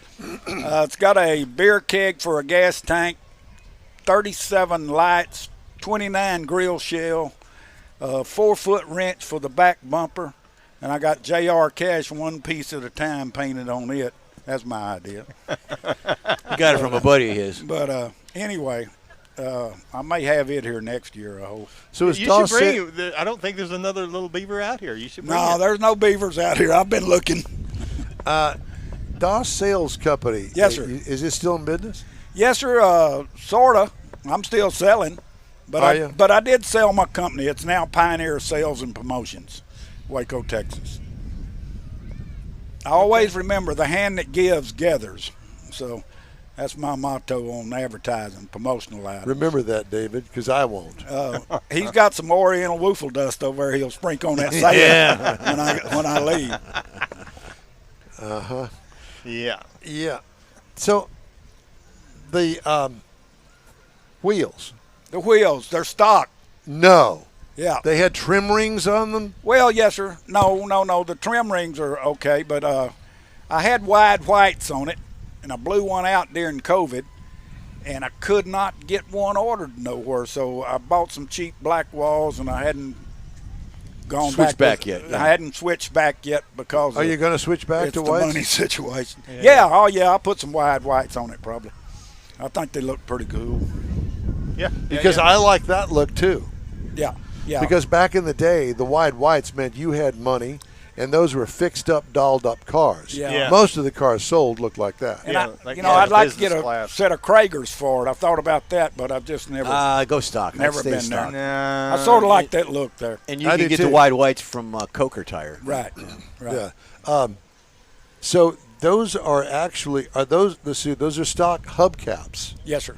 Now, they didn't have an optional smaller hubcap back then? That's it. That's the one. That's just a cap right there. Okay. Yeah. All right.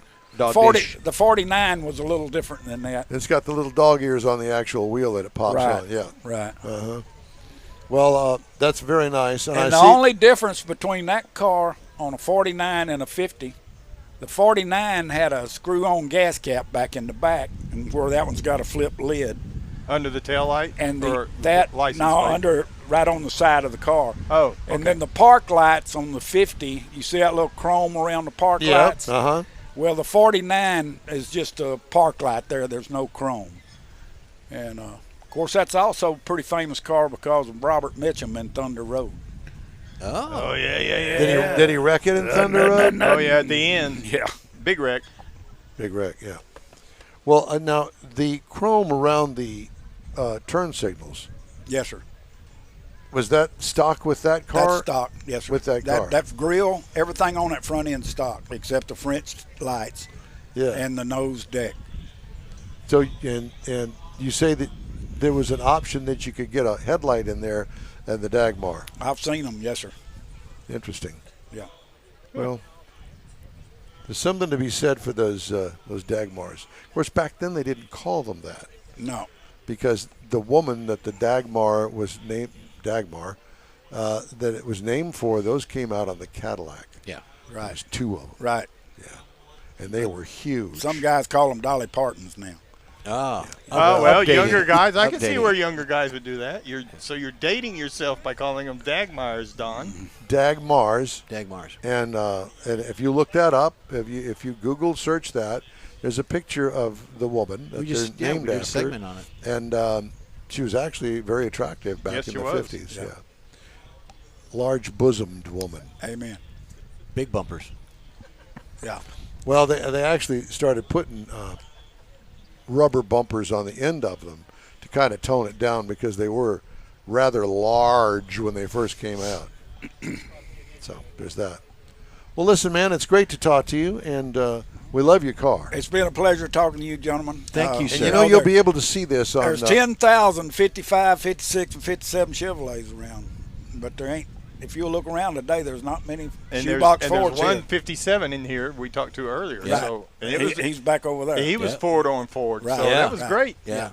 We love. Listen, I appreciate all the hard work that goes in to shoehorning a Chevy into a Ford. Just there you go. Not right. There you go. You after my own soul. I've got to have a Ford. I want a Ford motor in it. Amen. Now, the underside that you don't see, I don't care. But when I open the hood, I want to see a Ford motor in there. Ford Blue. All righty. There you go. Thank you. It was a pleasure. I appreciate talking to you, sir. fellas. Thank you a lot. All right, time now for a quick break here on the In-Wheel Time Hold Car on. Talk Show. We are broadcasting today from Hewlett Park in Granbury, Texas, the Lone Star Street Rod Association State Run.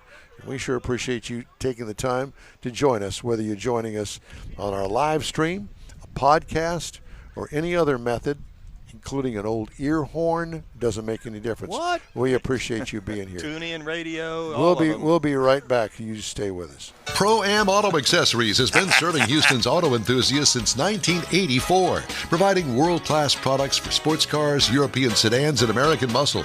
Pro-Am is known as the place to go to find exclusive and hard-to-find parts and accessories. Pro-Am is one of the very first distributors in the USA for brands such as Recaro, Redline, Momo, Corbo, and Simpson. Located in the heart of Houston's premier retail and service corridor, the Galleria area, Pro-Am's walk-in storefront includes an 8,000 square foot warehouse, showroom, and installation bays. Pro-Am not only sells parts and accessories, but also offers installation and service. Pro-Am is now reaching a worldwide audience through Pro-Am.com, taking its local reputation to the rest of the world. At Pro-Am Auto, you'll be dealing with a small group of professionals who truly want to help you with your automotive needs. If you don't see what you're looking for on the website, call and Pro-Am will lend you a hand. Pro-Am Auto, 6125 Richmond at Green Ridge in Houston's Galleria area. Call them at 713-781-7755.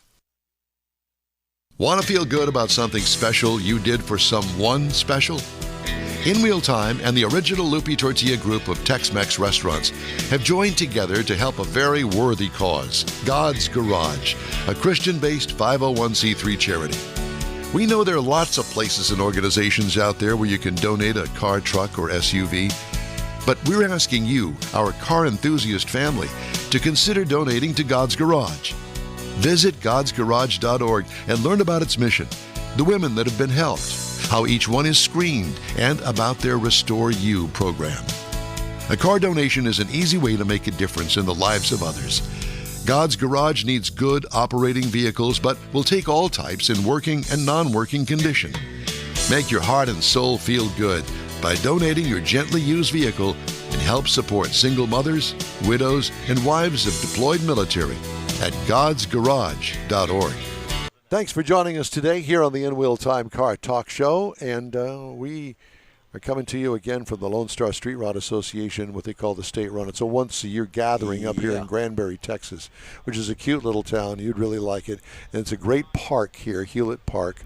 And we kind of turned our set around this year. So instead of looking at the naked parking lot back there that we had in the past, now you can see a good array of cars, and that's just what you see up front, because they go on layer upon layer upon layer back to the road back behind us back there, and also back over here to our left, to your right, a lot of cars over there. So at any rate, having a great time. I'm going to wrap up today's show here in just a few minutes. Let's do the Today in Auto History, because we got a lot of history here in the park. We do.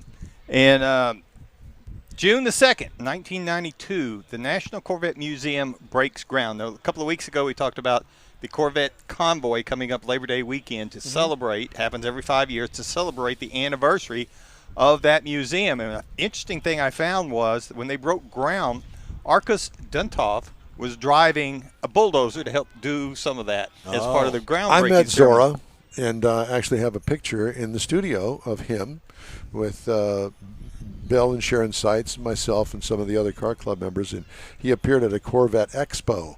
This is long before, clearly, that he passed away, but he was considered the father of the Corvette. Cool. Yes. A lot of people confuse that being that he's the guy that designed it. He's not the designer, but he's the father. He's the one that made it popular and made it what it is today. And a couple of things that they have on display. They have a 1953 model Corvette, first year production. They only built 300 of them. They also have a 63 Corvette Stingray split window coupe that's in there. And the really unusual one, I thought, is 1969 Corvette ZL1, only 2 produced. The car had an all-aluminum 427 cubic inch V8 engine. It was the most powerful Corvette ever built up to that point. And then it goes on to have some other ZR1s and some 2009, some later model ones. But the museum opened to the public on September the 2nd, 1994, which is the reason they're having their anniversary this September with a Corvette Convoy. If you're interested in getting involved in some of that, go to Corvette Convoy or go to the National Corvette Museum for more. June the 3rd, 1972, Hot Rod Lincoln reaches November 9th on the Billboard. This is a song written by Charlie Ryan, who had a real Hot Rod Lincoln that he wrote this song about. Commander Cody and the Lost Planet Airman recorded it in 1972. Commander Cody now lives in upstate New York. Wow. June the 4th, 1996, Henry Ford was working as a chief engineer at the main plant of the Edison Illuminating Company. He was on a 24-hour call-out type thing, so he had a little bit of time to experiment with his other pet project, which was building a horseless carriage with a gasoline-powered engine. Built it in his shed in his spare time on Bagley Avenue. He unveiled the quadricycle on this date, and it was the first automobile he ever designed or drove. Wow. Then, in June the 5th, 1924, this was the day that the 10 millionth Ford, a Model T, rolled off the assembly line at Ford's Highland Park plant in Michigan. And to celebrate that and to kind of help promote things, they took that car and used the Lincoln Highway, which was a highway that stretched out kind of like Route 66. And they had Frank Kulik was a racing driver, and he went that highway length, and he stopped at every town along the line to showcase the vehicle. Had some special badges on it about being the 10 millionth car, and it went on to sell 16 million in total before it was discontinued in 1927. And finally, June the 6th, 1933. Remember it well. Remember it well. You were probably there when the first drive-in movie theater opened in Camden, New Jersey.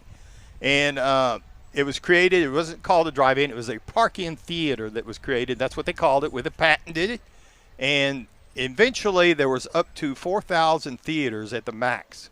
And last known count was only 300 survive in the country today. I like what you did with the picture, too, because you used the stars and stripes. Yeehaw.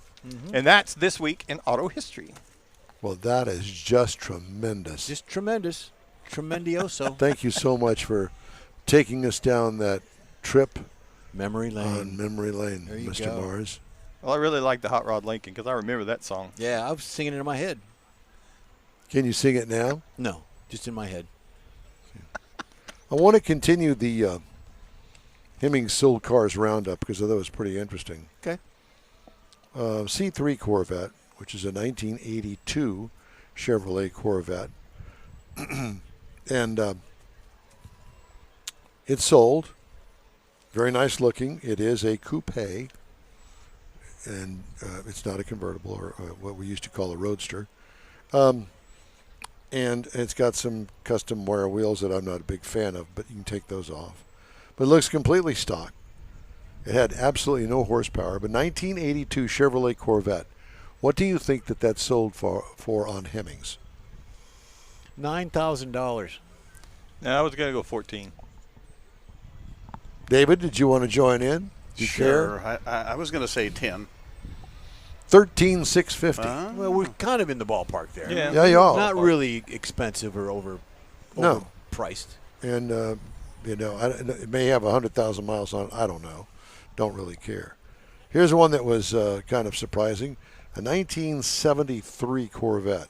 It looks stock. I don't know, but I got a feeling that there's something special about it, because a 73 Chevrolet Corvette just is not all that special in my book, and I'm a Corvette guy. Mm-hmm. This car sold for $26,250. Wow, I was thinking 17. Must have been a big block. Could have been. Here's one for David, a 1995 Ford Mustang. Now, what do you think a convertible version of that would sell for? 95 Ford Mustang. If I was buying it, probably 8,000. You would buy this car. 7 to 8. Yeah. 7 to 8,000. Yeah, I'm in there. Yeah. No. 16,800. So obviously there's something else there. Yeah. Well, I mean, it's probably a nice, clean car. Painted or But something. Yeah. Well, it's all got fixed 100 up. miles on it. It's all gussied up. In that very vein, let me come up with that. Now, that was 16.8. Here's a 1989 Ford Mustang, which I personally kind of like those. A little boxy? A little boxy. I like the look of those cars. 89 Ford Mustang convertible. What do you think that one sold for? If the other one sold for 16.8. Yeah, 11. Any idea? I can't tell if you're going higher or lower. I'm going to say Well, it's higher than 11. 19. 16,275. Okay. Whereas the 95 Ford Mustang sold for 16.8. That's why I kind of put them in there. Here's one for Mars. No Dagmars on it that I can see, but it does have some fender skirts on it. A 1958 Chevrolet Impala. You got a vision of that? Yes, sir. This is a coupe. Oh, yeah. All right? Lots of chrome. Big car. Huge. 1958 Chevy Impala. Double headlights? Yes. Yeah, but I don't know. Yeah. I don't know the condition of it, but I think that it's a fairly new restoration. 17,000. Well, let me finish. All right. 25. It also has the tire outside the Continental kit. Yeah. Had the Continental kit on the outside. Top of the line. It's bronze with a white top. Now, what do you think that would sell for? All right, I'm changing. 25. I'll go 23. I'll go 35. How about 47,250? Wow.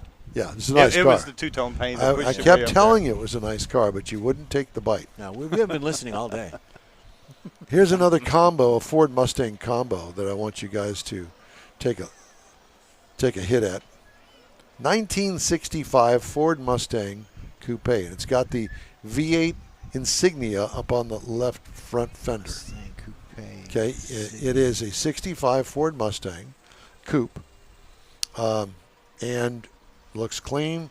It looks like it's got the original wheel covers on it. Okay, so I don't know what all's been done to it, anything like that, but what would your guess on a 65 Ford Mustang be? 24. 14. 37. 13,650. I was closest. All right, I'll take Goes to show that you can still pick up a real classic. Yeah. Well, I haven't seen any of that cheap. How in a about long time. 1967 Ford Mustang? Same body style, modified a bit. 67 Ford Mustang. How much do you think that would run for? It's a coupe. It's not It's fastback. a coupe. Nope. Coupe.